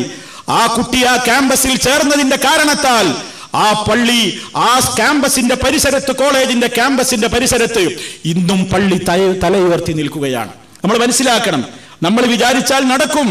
മുസ്ലിം വിദ്യാർത്ഥികൾ അവരുടേതായ കൃത്യമായ നിലക്ക്, ഞാൻ മറ്റുള്ളവരെ പോലെയല്ല, എന്തെങ്കിലും ഒന്ന് എന്റെ പഠനകാലത്തിനിടക്ക് എന്തെങ്കിലും സേവനം ചെയ്യാൻ സാധിക്കണമെന്ന തീരുമാനമെടുത്തു കഴിഞ്ഞാൽ, നമുക്കറിയാം പ്രോഫ്കോണുകളിലൂടെ വളർന്നിട്ടുള്ള വിദ്യാർത്ഥികൾ, CRE തുടർ വിദ്യാഭ്യാസ പരിപാടികളിലൂടെ മെച്ചപ്പെട്ട വിദ്യാർത്ഥികൾ, അതുപോലെ തന്നെ ഒട്ടേറെ പഠന സംവിധാനങ്ങളിലൂടെ നമ്മുടെ നാട്ടിൽ MSM ഒരുക്കിയിട്ടുള്ള മതവിദ്യാഭ്യാസ രംഗത്തുള്ള നൂതനമായ ഒട്ടേറെ സംരംഭങ്ങളെ ആസ്വദിച്ചും അതിൻ്റെതായ സൗകര്യങ്ങൾ അനുഭവിച്ചും പുറത്തുപോയ ഒരുപാട് വിദ്യാർത്ഥികൾ ഇന്ന് ക്യാമ്പസുകളിൽ ഒരുപാട് നന്മയുടെ വിത്തുകൾ വിതയ്ക്കാൻ ഇന്ന് അവരെ കൊണ്ട് സാധിക്കുന്നുണ്ട് എന്ന് നമ്മൾ സന്തോഷത്തോടുകൂടെ ഓർക്കേണ്ടതാണ്. നാം മനസ്സിലാക്കണം, എല്ലാം വൃത്തികെട്ടവരെന്നതിന്റെ ഇടക്ക് ആ മിന്നിത്തിളങ്ങുന്ന ആ ശോഭയാർന്ന അത്തരത്തിലുള്ള കിരണങ്ങളെ കണ്ടില്ലെന്നോ കേട്ടില്ലെന്നോ നടിക്കാതെ പ്രോത്സാഹിപ്പിക്കണം പ്രിയമുള്ളവരെ. അപ്പൊ അത്രത്തോളം പ്രവർത്തിക്കുന്ന കുട്ടികളുണ്ട്. ഒരു സ്ഥാപനത്തിൽ ഞാൻ പഠിക്കുന്ന കാലഘട്ടത്തിനിടക്ക് ഇവിടെ ഒരു CREയുടെ യൂണിറ്റ് തുടങ്ങട്ടെ. എന്താണ്? തുടർച്ചയായിക്കൊണ്ട് തുടർ മതവിദ്യാഭ്യാസത്തിന്റെ പരിപാടി. ആഴ്ചയിലൊരിക്കൽ ക്യാമ്പസിലെ ഏതെങ്കിലും ഒരു സ്ഥലത്തേക്ക് കുട്ടികളെ വിളിച്ചു വരുത്തിയിട്ട് പുറത്തിരുന്ന് മതപണ്ഡിതന്മാരെ കൊണ്ടുവന്നുകൊണ്ട് തുടർച്ചയായി ഖുർആൻ ക്ലാസ് എടുക്കുന്ന നല്ല കുട്ടികളുണ്ട്. അതുപോലെ തന്നെ ആ രൂപത്തിലുള്ള സംവിധാനങ്ങളിലേക്ക് കുട്ടികളെ ക്ഷണിച്ചു കൊണ്ടുപോയി ക്യാമ്പസിന്റെ അന്തരീക്ഷത്തിൽ തീരെ നിസ്കരിക്കാത്ത കുട്ടികളുണ്ടായിരുന്ന ക്യാമ്പസുകളിൽ നിന്ന് 8ഉം 10ഉം 15ഉം ഒക്കെ കുട്ടികളെ ജമാഅത്തായിക്കൊണ്ട് നിർവഹിച്ച് നമസ്കാരം നിർവഹിക്കാൻ തക്ക രൂപത്തിൽ മാറ്റിയെടുത്ത മുസ്ലിം വിദ്യാർത്ഥികൾ ഉണ്ട് എന്നത് പ്രിയമുള്ളവരെ നമുക്കതൊരു മാതൃകയാവണം എന്നാണ് ഞാൻ സൂചിപ്പിക്കുന്നത്. നമ്മുടെ വിദ്യാർത്ഥികളെ കൊണ്ടതിന് സാധിക്കും. അവര് കൂടികളാവേണ്ടവരല്ല, അവരൊഴുക്കിൽ ഒരു തുള്ളിയായി നിന്ന് കൊടുക്കേണ്ടവരല്ല. വൃത്തികേടിന്റെ ഓടകളിലൂടെ മലീമസമായി ഒഴുകുന്ന സാംസ്കാരിക ജീർണതകളിലെ ഒരൊഴുക്കിലെ ഒരു തുള്ളിയായി മാറാതെ തിന്മകൾക്കെതിരെ വളരെ കൃത്യമായി തന്നെ പിടിച്ചു നിന്നുകൊണ്ട് നന്മയുടെ സംരംഭങ്ങളിലേക്ക് സമൂഹത്തെ കൊണ്ടുവരാൻ നമ്മുടെ വിദ്യാർത്ഥി ലോകത്തിന് സാധ്യമാകണമെങ്കിൽ വീടുകളിൽ നിന്ന് അതിനുള്ള പ്രോത്സാഹനങ്ങൾ കൊടുത്തേ പറ്റൂ. ആ രൂപത്തിലുള്ള ഒരു സംവിധാനം നമ്മുടെ വീടുകളിൽ ഉണ്ടാകണം. ഇങ്ങനെ സുഹൃത്തുക്കളെ, ആ നിലക്കുള്ള ഒരവസ്ഥ നമ്മുടെ കുട്ടികളിൽ ഉണ്ടാകണം. ഗുരുനാഥന്മാരെ ബഹുമാനിക്കുന്ന മക്കളാവണം. മുസ്ലിം വിദ്യാർത്ഥികൾ ശ്രദ്ധിക്കണം, അവർക്ക് ഏത് നിലക്കുള്ള വിജ്ഞാനം പകർന്നു കൊടുക്കുന്ന അധ്യാപകരായാലും ഗുരു തന്നെയാണ്, ഗുരുനാഥൻ തന്നെയാണ്. അധ്യാപകർക്കെതിരെ അധ്യാപകർക്കെതിരെ സിന്ധാവാദ് വിളിക്കുന്ന സംസ്കാരമല്ല മുസ്ലിം കുട്ടികളെ നമുക്ക് വേണ്ടത്. അവരെ ഘൊരാവോ ചെയ്യുന്ന സംസ്കാരമല്ല നമുക്ക് വേണ്ടത്. അവരെ ചീത്ത വിളിക്കുന്ന, അവരെ വളരെ മോശപ്പെട്ട രൂപത്തിലുള്ള മുദ്രാവാക്യങ്ങൾ കൊണ്ട് അഭിഷേകം ചെയ്യുന്ന വൃത്തികെട്ട സംസ്കാരമല്ല മുസ്ലിം മക്കളെ നമുക്ക് വേണ്ടത്. അതെന്റെ മാഷാണ്, അതെന്റെ ഉസ്താദാണ്, അതെന്റെ അധ്യാപകനാണ്. ഭൗതിക വിദ്യയാവട്ടെ മതവിദ്യയാകട്ടെ ഏത് വിദ്യ പഠിപ്പിക്കുന്നവനും ഗുരു തന്നെയാണ്. ആ ഒരു റെസ്പെക്ട് കൊടുക്കണം, ആ ഒരു ബഹുമാനം കൊടുക്കണം. പക്ഷേ അതിനെന്ത് വേണം?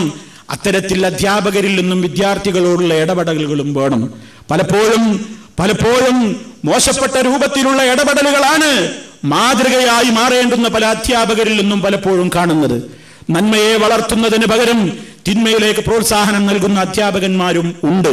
എന്നാൽ നല്ലൊരു ശതമാനം വളരെയേറെ ആത്മാർത്ഥതയോടുകൂടി ഇതൊരു ശമ്പളത്തിനുള്ള ഏർപ്പാട് മാത്രമല്ല, ഈ മക്കളിൽ കാണുന്ന നന്മയെ പ്രോത്സാഹിപ്പിക്കണമെന്നും ഈ മക്കളിൽ കാണുന്ന തിന്മകളെ മുളയിലെ നുള്ളിക്കളയാൻ വേണ്ടത് ചെയ്യണം തന്നാലാകുന്നത് എന്ന നിലക്ക് ആത്മാർത്ഥമായി പണിയെടുക്കുന്ന നൂറുകണക്കിന് അധ്യാപകർ വേറെയുമുണ്ട്. നമ്മൾ മനസ്സിലാക്കണം, ഇവിടെയൊക്കെ അധ്യാപകരിൽ നിന്നും രക്ഷിതാക്കളിൽ നിന്നുമൊക്കെ സഹകരണങ്ങൾ ഉണ്ടായിക്കഴിഞ്ഞാൽ തീർച്ചയായും പ്രിയമുള്ളവരെ ഏറ്റവും വലിയ മാറ്റങ്ങൾ നമ്മുടെ ക്യാമ്പസുകളിൽ, നമ്മുടെ മക്കളുടെ വിദ്യാഭ്യാസ രംഗത്ത് തീർച്ചയായിട്ടും ഉണ്ടാകും. അതുകൊണ്ട് സർവ്വമക്കളും അതിനുവേണ്ട ശ്രമങ്ങളിൽ ഏർപ്പെടണമെന്നാണ് എനിക്ക് സൂചിപ്പിക്കുവാനുള്ളത്. അതുപോലെ തന്നെ മക്കളെ, വിദ്യാർത്ഥി ലോകത്തോട് പറയുമ്പോൾ പഠനത്തിൽ നിങ്ങളുടെ നിലവാരം ഒരിക്കലും താഴ്ന്നു പോകാൻ പാടില്ല. പഠനരംഗത്ത് ഏറ്റവും നല്ല മികവ് നമ്മൾ നേടണം. അതിനെന്ത് വേണം? കഴിവിനനുസരിച്ച് പഠിക്കണം, നന്നായി ദുആ ചെയ്യണം. ഓരോ വിദ്യാർത്ഥിയും എന്താണ് ചെയ്യേണ്ടത്? തന്റെ കഴിവിനനുസരിച്ച് നന്നായി അധ്വാനിക്കുക. ഉത്കണ്ഠ ഒരിക്കലും വേണ്ട. ടെൻഷനാണെന്ന് മക്കളെ ഏറ്റവും കൂടുതൽ അലോസരപ്പെടുത്തുന്ന ഒരു വിഷയം. സംഘർഷമുണ്ടാക്കുകയാണ്. സംഘർഷം വീട്ടിൽ നിന്നും അടിച്ചേൽപ്പിക്കുകയാണ്. കുട്ടികളുടെ മനസ്സിൽ ആദിയും വ്യാധിയും രക്ഷിതാക്കൾ ഉണ്ടാക്കുകയാണ്. ഒരു മാർക്ക് കുറഞ്ഞു പോയാൽ, ഒരു 5 മാർക്ക് കുറഞ്ഞു പോയാൽ വീട്ടിലെത്തിയിട്ട് നിർത്തി പൊരിക്കുന്ന രക്ഷിതാക്കൾ. ഞാൻ എങ്ങനെ ഈ മാർക്കുമായിട്ട് എന്റെ ഉമ്മയെ ഫേസ് ചെയ്യും, എന്റെ ഉപ്പയെ അഭിമുഖീകരിക്കുമെന്ന് ഓർത്തുകൊണ്ട് വീട്ടിൽ വരാതെ മടിച്ചിരിക്കുന്ന കുട്ടികൾ. ഇവിടെയൊക്കെ നമ്മൾ മനസ്സിലാക്കണം, കുട്ടികൾ ഒന്നാമതായിട്ട് അവരെ പഠിപ്പിക്കണം, അവരെ മനസ്സിലാക്കട്ടെ. എന്ത് പഠനം എന്ന് പറയുന്നത് എല്ലാവർക്കും അല്ല ഒരു ബുദ്ധിയല്ല കൊടുത്തിട്ടുള്ളത്. എല്ലാവർക്കും ഒരേ ബുദ്ധിയല്ല, പലർക്കും പല ബുദ്ധിയാണ്. പലരുടെയും ശരീരം പലതായതുപോലെ പലരുടെയും മാനസികമായ വളർച്ചയും ബൗദ്ധികമായ നിലവാരവുമൊക്കെ പലരിലും പലതാണ്. സമയം നഷ്ടപ്പെടുത്താതെ ഞാൻ പഠിച്ചിട്ടുണ്ട്. ഓരോ മുസ്ലിം വിദ്യാർത്ഥികളും ശ്രദ്ധിക്കേണ്ടതാണ്. തന്നെക്കുറിച്ച് താൻ മനസ്സിലാക്കണം. ഓരോ വിദ്യാർത്ഥിയും എന്ത്, ഞാൻ ഉഴപ്പിയിട്ടില്ല, ഞാൻ പഠിക്കേണ്ട സമയത്ത് ക്ലാസ് കട്ട് ചെയ്തിട്ടില്ല, ഞാൻ ഒരിക്കലും സ്കൂളിലേക്കാണെന്ന് പറഞ്ഞുകൊണ്ട് മറ്റ് സ്ഥലങ്ങളിലേക്ക് പോയിട്ടില്ല, ഞാൻ എന്റെ സമയം പരമാവധി ഉപയോഗപ്പെടുത്തിയിട്ടുണ്ട്, എന്റെ സമയം ഞാൻ പരമാവധി വളരെ കൃത്യമായി തന്നെ ഞാൻ അധ്വാനിച്ചിട്ടുണ്ട്. എന്നിട്ട് എന്ത് ചെയ്യാ? പഠിച്ചതൊക്കെ മനസ്സിൽ തങ്ങി നിൽക്കാനും പരീക്ഷയുടെ സമയത്ത് അത് ഓർമ്മ വരാനും അള്ളാഹുവിനോട് പ്രാർത്ഥിക്കുക. ഇത്രേ ഒരു വിദ്യാർത്ഥി ചെയ്യേണ്ടതുള്ളൂ. ഇതേ ഒരു വിദ്യാർത്ഥി ചെയ്യേണ്ടതുള്ളൂ. പഠിച്ചതൊക്കെ ഓർമ്മയിൽ നിൽക്കുന്നില്ല, പഠിച്ചതൊന്നും മനസ്സിൽ നിന്ന് തങ്ങി നിൽക്കുന്നില്ല എന്ന പരാതി കുട്ടികൾക്കുണ്ട്. മഹാന്മാരായ പണ്ഡിതന്മാർ അതിന് പരിഹാരം പറഞ്ഞത് തിന്മകളിൽ നിന്ന് വിട്ടുനിൽക്കാനാണ്. ഖുർആൻ പഠിച്ചവർക്കും മതവിദ്യാഭ്യാസം നേടിയവർക്കും ഏത് വിദ്യ നേടിയവരും പഠിച്ചത് മനസ്സിൽ നിന്ന് പോകാതിരിക്കാനുള്ള മാർഗം എന്താണ്? തിന്മകളിലേക്ക് അടുക്കരുത്. മഹാനായ ഇമാം ഷാഫി റഹിമഹുല്ലയുടെ ഉസ്താദ് ഉണ്ടായിരുന്നു, വക്കീഅ റഹിമഹുല്ല. ഉസ്താദിനോട് ശിഷ്യനായ ഷാഫി ഇമാം പോയിട്ട്, ആരാണ് ഷാഫി ഇമാം എന്ന് നമുക്കറിയാം, മഹാനായ പണ്ഡിതനാണ്, തോന്നിവാസങ്ങളിൽ ഏർപ്പെടുന്ന ആളല്ല, മഹാനായ പണ്ഡിതൻ. എന്നിട്ടും അദ്ദേഹത്തിന് പഠിച്ചത് ഓർമ്മ നിൽക്കുന്നില്ല എന്ന് മനസ്സിലൊരു വല്ലാത്തൊരു ബേജാറ്. ഉസ്താദിനോട് പോയി പങ്കുവെക്കുകയാണ്. ഉസ്താദിനോട് പങ്കുവെച്ചപ്പോ ഉസ്താദിനോട് പറഞ്ഞു പരാതി പറയുകയാണ്. ശകൗതു ഇലാ വകീഇൻ സൂഅ ഹിഫ്ളി ഫഅർശദനി ഇലാ തർക്കിൽ മആസി വഅലമനി ബിഅന്നൽ ഇൽമ നൂറുൻ വനൂറുല്ലാഹി ലാ യുഅതാ ലിആസി. ഉസ്താദായ വക്കീ റഹിമഹുല്ലയോട് എനിക്ക് മനപ്പാഠം പഠിച്ചത് നിൽക്കുന്നില്ല എന്ന് പറഞ്ഞപ്പോൾ തിന്മകൾ ഒരിക്കലും ജീവിതത്തിൽ വരാതെ നോക്കണം എന്ന ഉപദേശമാണ് എന്നോട് പറഞ്ഞത്. കാരണം വിജ്ഞാനം, അറിവ് എന്നതൊരു പ്രകാശമാണ്. ആ പ്രകാശം തെമ്മാടികൾക്ക് നൽകപ്പെടുകയില്ല. അതുകൊണ്ട് മതരംഗത്ത് നമ്മൾ ഖുർആൻ പഠിക്കുമ്പോഴും ഹദീസ് പഠിക്കുമ്പോഴും ദുആ പഠിക്കുമ്പോഴൊക്കെ പഠിച്ചിട്ട് പിന്നെ പെട്ടെന്നാണ് മറക്കാൻ പാടില്ല. പലതും തങ്ങി നിൽക്കണം, അവിടെ പലതും തങ്ങി നിൽക്കണം, പലതും മനസ്സിലുണ്ടാവണം. പെട്ടെന്ന് പഠിക്കാൻ കഴിയൂല. ഞാൻ എപ്പോഴും പറയാറുണ്ട്, മയ്യത്ത് നിസ്കാരത്തിന്റെ പ്രാർത്ഥന എപ്പോഴെങ്കിലും ആവശ്യമായിട്ട് വരിക, പക്ഷെ അപ്പ പഠിച്ചാൽ തലയിൽ കയറൂല. എപ്പോഴും നോക്കിക്കൊണ്ടിരിക്കണം. എനിക്കത് അറിയോ എപ്പോഴാണ് തനിക്ക് ഈ കൃത്യം നിർവഹിക്കേണ്ടി വരിക എന്ന് പലർക്കും അറിയില്ല. സ്വന്തം ബാപ്പ മരിക്കുമ്പോൾ കരഞ്ഞുകൊണ്ട് മകൻ തക്ബീർ കിട്ടും, പിന്നിൽ നിൽക്കുന്നവന് ദുആ ഇറക്കാനുള്ള അവസരം പോലും കൊടുക്കാതെ അവൻ സലാം പൊട്ടും. എന്താ കാരണം? മകനല്ലേ എന്ന നിലക്ക് എല്ലാരെയും കാണിക്കാൻ വേണ്ടി അവനാണ് കയറി നിൽക്കാണ്. പ്രാർത്ഥിക്കാൻ അറിഞ്ഞുകൂടാ, നിസ്കരിക്കാൻ അറിഞ്ഞുകൂടാ, പഠിച്ചിട്ടില്ല അവൻ. എന്നിട്ട് അപ്പോഴാണ് ഖേദിക്കുന്നത്. അത്തരത്തിലുള്ള ആളുകളുടെ കൂട്ടത്തിൽ നമ്മൾ ആയിപ്പോകാൻ പാടില്ല. ഓരോ പ്രാർത്ഥനകളും നിത്യവും പഠിച്ചുകൊണ്ടിരിക്കണം. ആവർത്തിച്ച് മനഃപ്പാഠം പരിശോധിച്ചു കൊണ്ടിരിക്കണം. എപ്പോഴാ ഇത് ആവശ്യമാകാൻ അറിയില്ല. ഉറ്റവര് മരിക്കുമ്പോഴാവും പിന്നെ എല്ലാവരും പോയിട്ട് കയ്യെട്ടി നിസ്കരിക്കാൻ ഒരുപാട് ആളുണ്ടാവും. ഉറക്കബോധണ്ടാത്ത നിസ്കാരായത് കൊണ്ട് എല്ലാവരും രക്ഷപ്പെടും. ആർക്കും മനസ്സിലായിട്ടില്ല ആർക്കാ ശരിക്കും പ്രാർത്ഥന അറിയാം. ഇമാമ നിൽക്കുന്നവന് വരെ പ്രശ്നമല്ല, ഉറക്കബോധമുണ്ടല്ലോ, ആർക്കും മനസ്സിലായില്ല.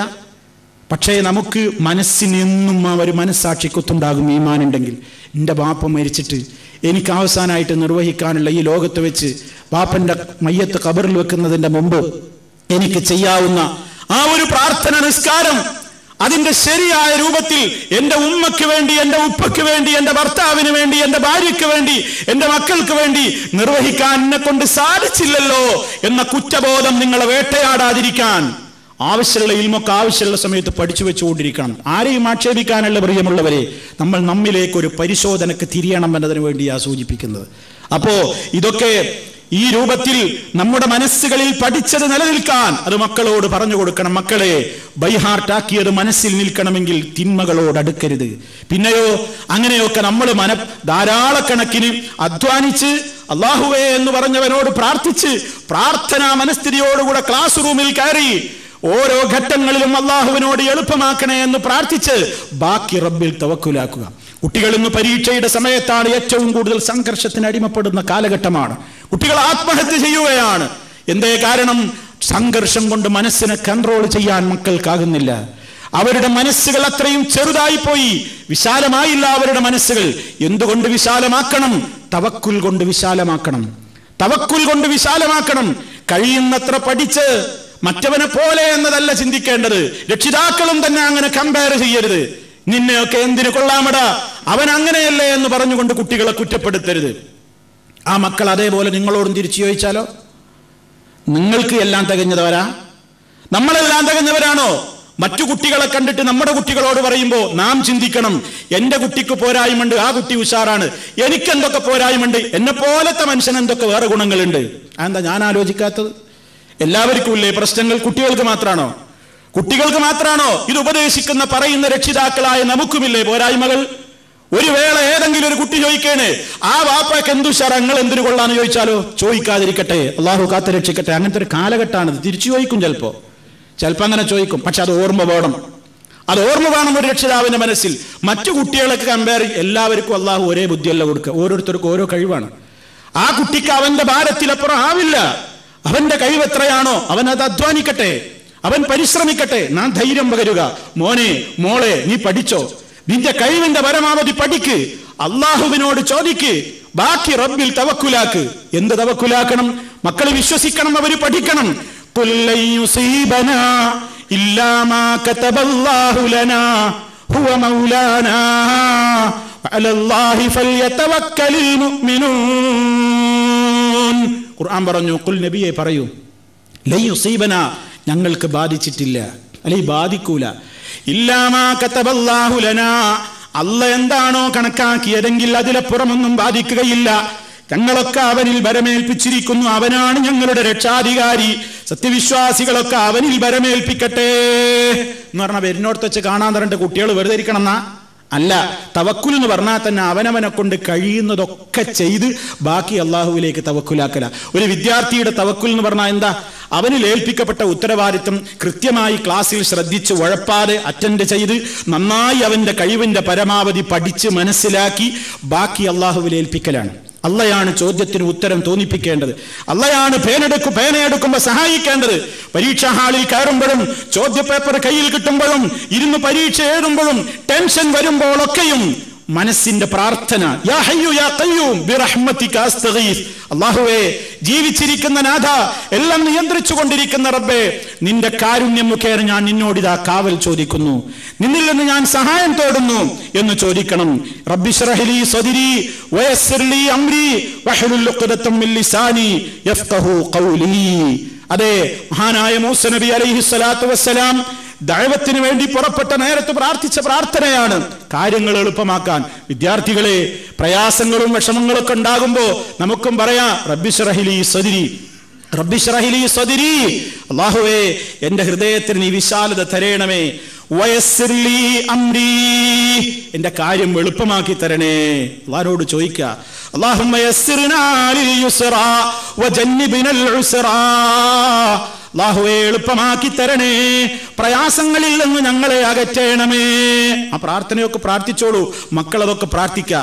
അനസ് റളിയല്ലാഹു തആല അൻഹു പറയുന്നുണ്ട്, അന റസൂലുള്ളാഹി സ്വല്ലല്ലാഹു അലൈഹി വസല്ലം ഖാൽ, നബി സല്ലല്ലാഹു അലൈഹി വസല്ലം പ്രാർത്ഥിച്ചിരുന്ന ഒരു പ്രാർത്ഥന, പ്രയാസവും ഞെരുക്കവും വിഷമവും കാരണത്താൽ മനസ്സ് സംഘർഷപ്പെടുമ്പോ, എളുപ്പമല്ല പ്രയാസമാണ്, ഞാൻ എന്ത് ചെയ്യും എന്ന് മനസ്സിന് ആദി വരുമ്പോ, അല്ലാഹുമ്മ ലാ സഹല ഇല്ലാ മാ ജഅൽതഹു സഹലാ വഅൻത തജഅലുൽ ഹസന ഇദാ ശിഅത സഹലാ. അല്ലാഹുമ്മ, അല്ലാഹുവേ, ലാ സഹല ഇല്ലാ മാ ജഅൽതഹു സഹലാ, നീ എളുപ്പമാക്കിയതല്ലാതെ എളുപ്പമില്ല. അല്ലാഹ്, നീ എളുപ്പമാക്കിയാലേ എല്ലാം എളുപ്പമാവുള്ളൂ. വഅൻത തജഅലുൽ ഹസന ഇദാ ശിഅത സഹലാ, നീ ഉദ്ദേശിക്കുകയാണെങ്കിൽ എത്ര ഞെരുക്കമുള്ള, എത്ര പ്രതിസന്ധിയുള്ള, എത്ര പാറ പോലെ കടുത്തുറച്ച പ്രയാസങ്ങളെയും എളുപ്പമാക്കി തരാൻ നിനക്ക് കഴിയുമല്ലോ. ഇതൊക്കെ നമ്മുടെ കുട്ടികൾ പഠിച്ചു വെക്കുക. ഇത് പരീക്ഷന്റെ സമയത്ത് ചൊല്ലാനുള്ളൊരു പ്രാർത്ഥന എന്നുള്ള നിലക്ക് ഹദീസുകളിൽ വന്നതൊന്നുമല്ല. പ്രതിസന്ധിയും പ്രയാസവും ടെൻഷനൊക്കെ വലിഞ്ഞു മുറുകി എന്ത് ചെയ്യും എന്നറിയാതെ പരീക്ഷാ ഹാളിലിരിക്കുമ്പോൾ എന്താ പണി? കോപ്പി അടിക്കല്ല വേണ്ടത്. കോപ്പി അടിക്കാൻ പാടില്ല, വഞ്ചനയാണ്. മൻ ഗശ്ശ ഫലൈസ മിന്നാ, വഞ്ചന നടത്തുന്നവൻ നമ്മിൽപ്പെട്ടവനല്ല.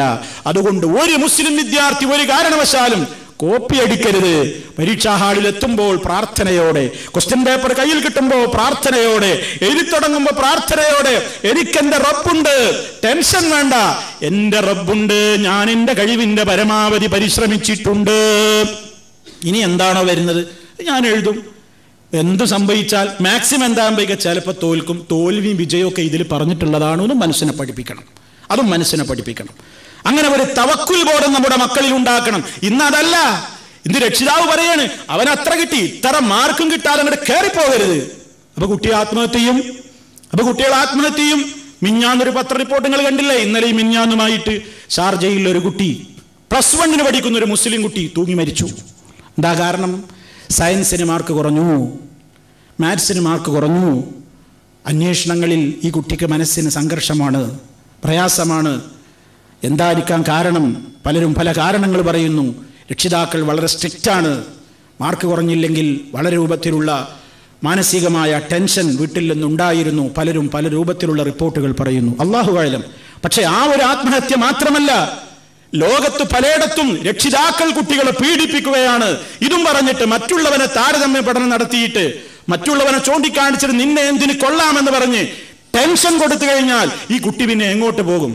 സമാധാനം തുകരേണ്ടുന്ന, സമാധാനത്തിന്റെ കേന്ദ്രമാകേണ്ടുന്ന തന്റെ ഉമ്മയും ഉപ്പയും തന്റെ വീടും തനിക്കൊരു നരകമാണെന്ന് വന്നാൽ കുട്ടികൾ പിന്നെ തെരുവിലലയും. അവരെയാണ് മദ്യമാഫിയ വലവീശി കാത്തിരിക്കുന്നത്. പരീക്ഷാ ടെൻഷനില് ഒന്ന് വലിച്ചോക്ക് മോനെ, ഒരു തുള്ളി കുടിച്ചോക്ക് മോനെ.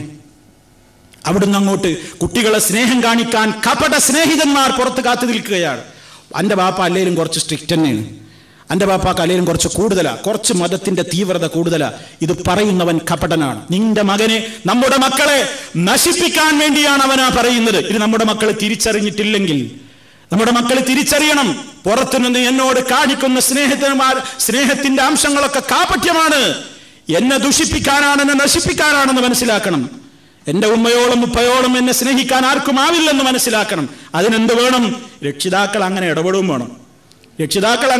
വേണം. ഇത് കുട്ടികൾ കയറി വരുമ്പോൾ തന്നെ കടിച്ചു കീറുന്ന സ്വഭാവം വീട്ടിൽ ആ നിലക്ക് വായിക്കഴിഞ്ഞാൽ കുട്ടികൾക്ക് മനസ്സിലാവുകയാണ് എനിക്ക് എൻ്റെ വീട്ടിൽ സ്വസ്ഥതല്ല, അതുകൊണ്ട് ഇനി പുറത്താണ് ശരണം, പുറത്താണ് അഭയം. അവനെ കാത്തിരിക്കുകയാണ്. ഇത്തരത്തിലുള്ള സംഘർഷത്തിന് അടിമപ്പെട്ട കുട്ടികളെയാണ് സെക്സ് മാഫിയകളും മദ്യമാഫിയകളും കാത്തിരിക്കുന്നത്. അവരെയാണ് പെട്ടെന്ന് വലവീശി പിടിക്കുന്നത്. വീട്ടുകാർക്ക് സ്നേഹമല്ല, പുറത്തുള്ളവർക്ക് എന്തൊരു സ്നേഹം എന്നോടൊന്ന് കുട്ടിക്ക് തോന്നുന്നു. എന്താ കാരണം? കിട്ടേണ്ടതും കൊടുക്കേണ്ടതും കുട്ടികൾക്ക് വീട്ടിൽ നിന്ന് കിട്ടുന്നില്ല, കൊടുക്കുന്നില്ല. ഇവര് ദുരന്തമുണ്ടാകാൻ പാടില്ല, ഇതുണ്ടാകാൻ പാടില്ല പ്രിയമുള്ളവരെ. അതുകൊണ്ട് മക്കൾക്ക് ധൈര്യം പകരണം. പരീക്ഷയുടെ സമയമാകുമ്പോൾ അവരുടെ ടെൻഷൻ കുറച്ചു കൊടുക്കണം. സാരല്ല മോനെ, സാരല്ല മോളെ, ബേജാറാവണ്ട, പഠിച്ചോ, നിന്റെ കഴിവിന്റെ പരമാവധി ഇരുന്ന് പഠിച്ചോ. 5 നേരവും പല സമയത്തും അള്ളാഹിനോട് ഇഞ്ഞ് ദുആ ചെയ്യ്. പരീക്ഷാ ഹാളിൽ എത്തുമ്പോഴും പോകുമ്പോഴും ഒക്കെ ദുആ ചെയ്യ്, അള്ളാഹ് എളുപ്പാക്കി തരും. ഇനി അഥവാ മാർക്ക് കുറഞ്ഞോ, ഒന്നുകൊണ്ടും എൻ്റെ മോൻ പേടിക്കണ്ട, മോള് പേടിക്കണ്ട. തോൽവിയും വിജയമൊക്കെ ഇതിൽ പറഞ്ഞിട്ടുള്ളതാണ്. പക്ഷേ നമുക്ക് രണ്ടാമതൊന്നും എഴുതേണ്ടി വരും. അങ്ങനെയൊക്കെ സമാധാനവും അവരുടെ മനസ്സിന്റെ ടെൻഷനും കുറക്കണം. അതേ അവസരത്തിൽ ഇതൊക്കെ പറഞ്ഞിട്ട് അവരെ ഉഴപ്പാൻ വിടല്ല. എല്ലാ നിലക്കും അവരോട് പറഞ്ഞു കൊടുക്കണം, എന്ത്?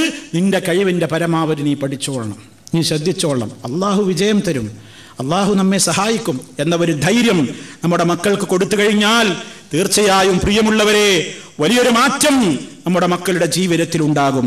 അങ്ങനെ യഥാർത്ഥമായ നിലക്ക് നമ്മുടെ മക്കളിൽ എന്തു വേണം? മുറാഖബത്തുള്ള വളർത്തിയെടുക്കണം. എന്താ മുറാഖബത്തുള്ള? അല്ലാഹ് നിരീക്ഷിക്കുന്നുണ്ട് എന്ന് നമ്മുടെ മക്കൾ മനസ്സിലാക്കട്ടെ. ഖശിയത്തുല്ലാഹി ഫീ കുല്ലി ളുറൂഫി വൽ അഹ്വാൽ, സർവ്വസമയത്തും റബ്ബിനെ കുറിച്ചുള്ള പേടി അവരുടെ മനസ്സിലുണ്ടാകട്ടെ. വസ്തിശ്ആറു അളമത്തില്ലാഹ്, അല്ലാഹുവിനെ കുറിച്ചുള്ള മഹത്വം അവരുടെ മനസ്സിൽ നിറയട്ടെ. ഇത് ശക്തി പ്രാപിച്ച് കുട്ടികളുടെ മനസ്സിൽ ആ ഒരു ബോധവൽക്കരണം കിട്ടിക്കഴിഞ്ഞാൽ യഅ്തഖിദു, അവൻ വിശ്വസിക്കും. പണ്ഡിതന്മാർ പറയുന്നു യഅ്തഖിദു, ആ കുട്ടി ഉറച്ചു വിശ്വസിക്കും. അന്ന ഐനല്ലാഹി സാഹിറ, ഉറങ്ങാത്ത റബ്ബിന്റെ കണ്ണുകൾ തുറാഖിബുഹു, അവനെ നിരീക്ഷിക്കുന്നുണ്ടെന്ന്. വതറാഹു, അവനെ കാണുന്നുണ്ടെന്ന്. വതഅലമു സിർറഹു വനജ്വാഹു, അവന്റെ രഹസ്യങ്ങളും എല്ലാ കാര്യങ്ങളും റബ്ബ് അറിയുന്നുണ്ടെന്ന്. ഈ നിലക്ക് കുട്ടികളുടെ മനസ്സിലൊരു ബോധവൽക്കരണം ഉണ്ടാവണം. അതിന് മക്കൾക്ക് എന്താ ആവശ്യത്തിനുള്ള മതബോധം കൊടുത്തുകൊണ്ടിരിക്കണം. ഇത് മതരംഗത്തേക്ക് കൊണ്ടുവരേ കഴിയൂല നമ്മൾ. കുട്ടികൾക്ക് ഏറ്റവും കൂടുതൽ ചീത്തയാകുന്ന സമയമാണ് ടീനേജ്. ആ സമയത്ത് മക്കളെ ക്ലാസ്സിലേക്ക് കൊണ്ടുവരൂല, ഖുർആൻ ക്ലാസ്സിലേക്ക് എത്തിക്കൂല, ഹദീസ് ക്ലാസ് അവർ കേൾക്കുന്നില്ല, ഒരു നല്ല CD അവർ കേൾക്കുന്നില്ല, ഒരു നല്ല സ്ഥലത്തേക്ക് അവരെ കൊണ്ടുവരൂല. എന്താ പറയാ? ആ പഠിക്കുകയാണ്. ഈ പഠനം ഇങ്ങനെ പഠിച്ച് എവിടെ എത്തുന്നത്? നിങ്ങൾ വിചാരിക്കുന്നുണ്ടോ പെട്ടെന്ന് ഒറ്റയടിക്ക് പിന്നെ നന്നാക്കാൻ പറ്റും? ഇല്ല. എന്തിനാ നബി സല്ലല്ലാഹു അലൈഹി വസല്ലം പറഞ്ഞത്? നിങ്ങളുടെ മക്കൾ 7 വയസ്സായാൽ നിസ്കാരം കൊണ്ട് കൽപ്പിക്കുക. നിസ്കാരം 7 വയസ്സിൽ നിർബന്ധാണോ? അല്ല.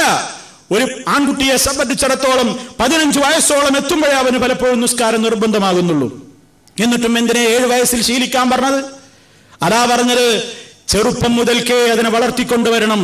അതുകൊണ്ടാണ് മുസ്ലിം രക്ഷിതാക്കളോട് ഇസ്ലാം പറഞ്ഞത്, നിങ്ങളുടെ മക്കളെ ദീനുള്ളവൾക്ക് കല്യാണം കഴിച്ചു കൊടുക്കണം.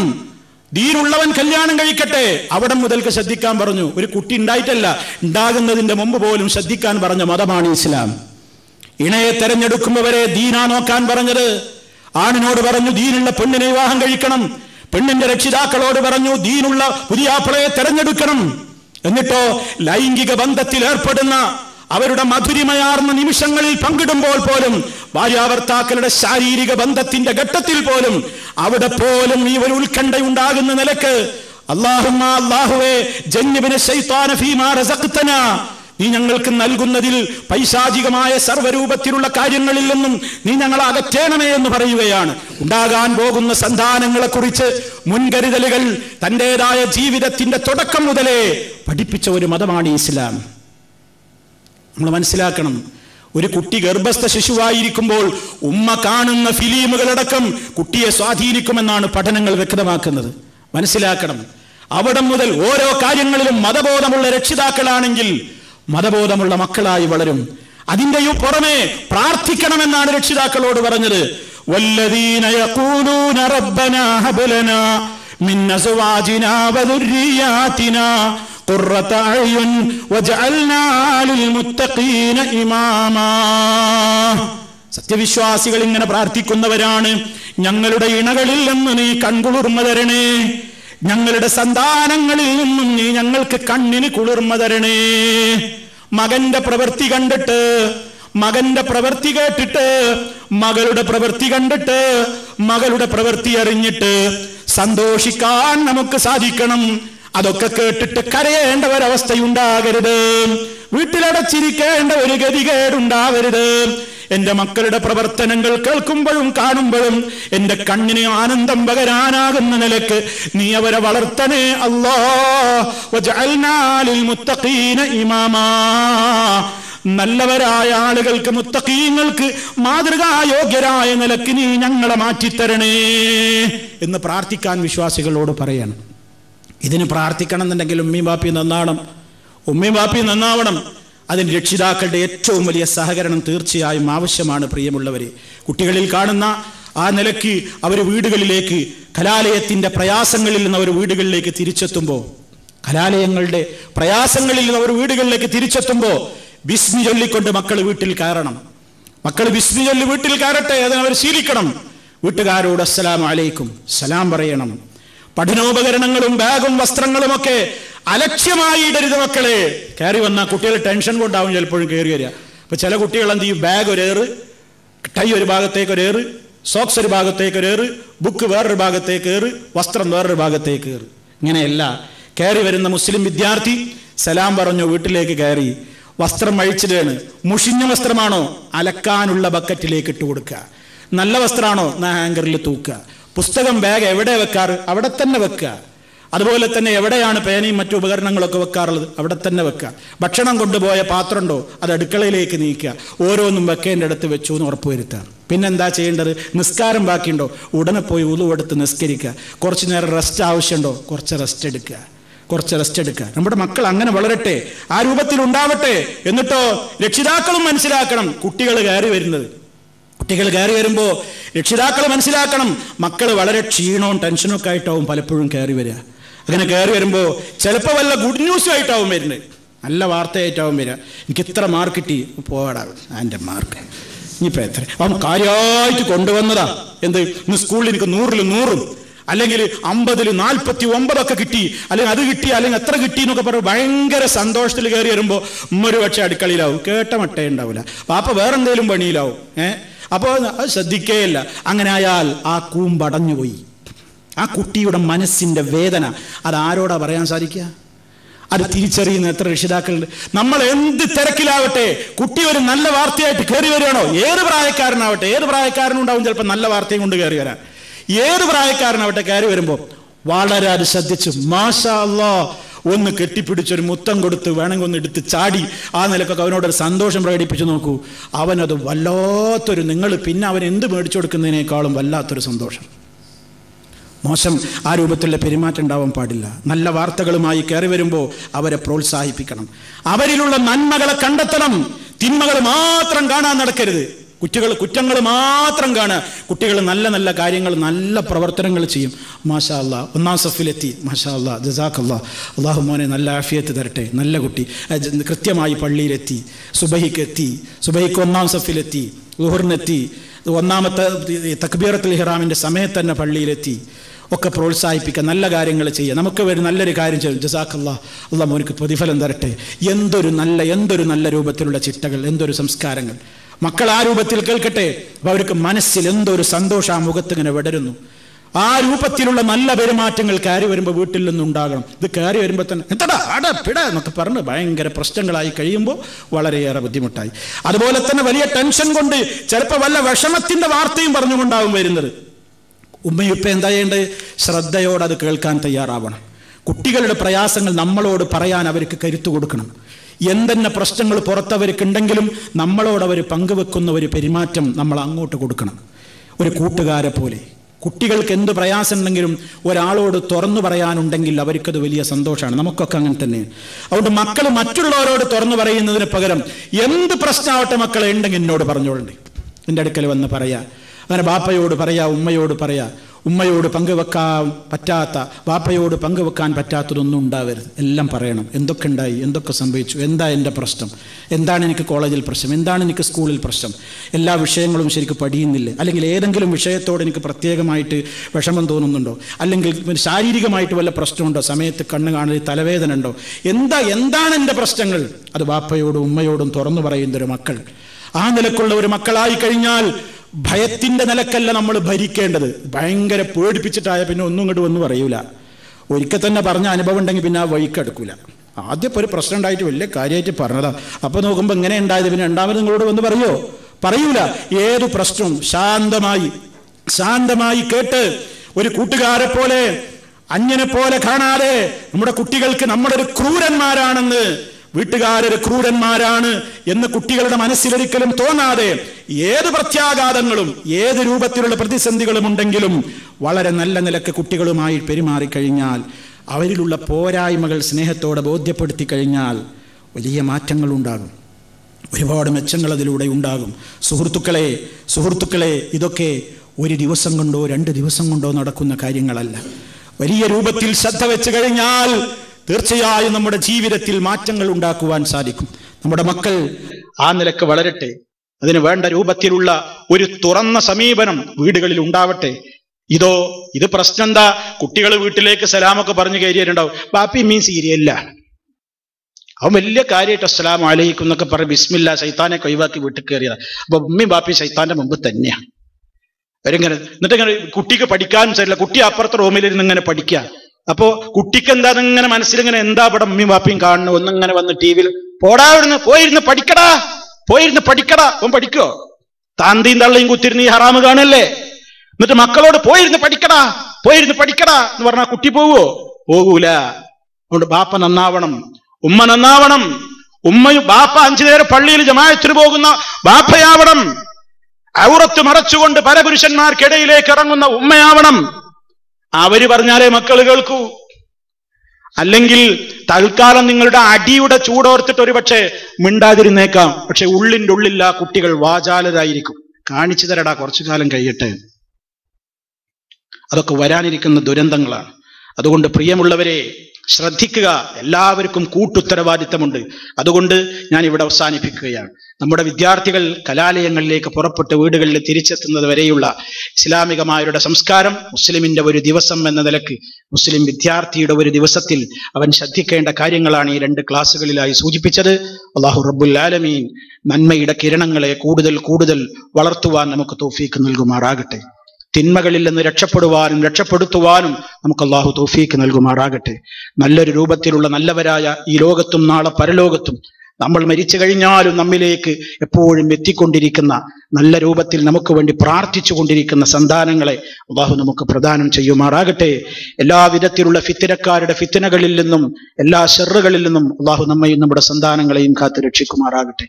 അല്ലാഹുമ്മ റബ്ബനാ തഖബ്ബൽ മിന്നാ ഇന്നക അൻതസ് സമീഉൽ അലീം وتب علينا إنك أنت التواب الرحيم واغفر لنا إنك أنت الغفور الرحيم اللهم توفنا مسلمين وألحقنا بالصالحين اللهم صل على محمد وعلى آل محمد والسلام عليكم ورحمة الله.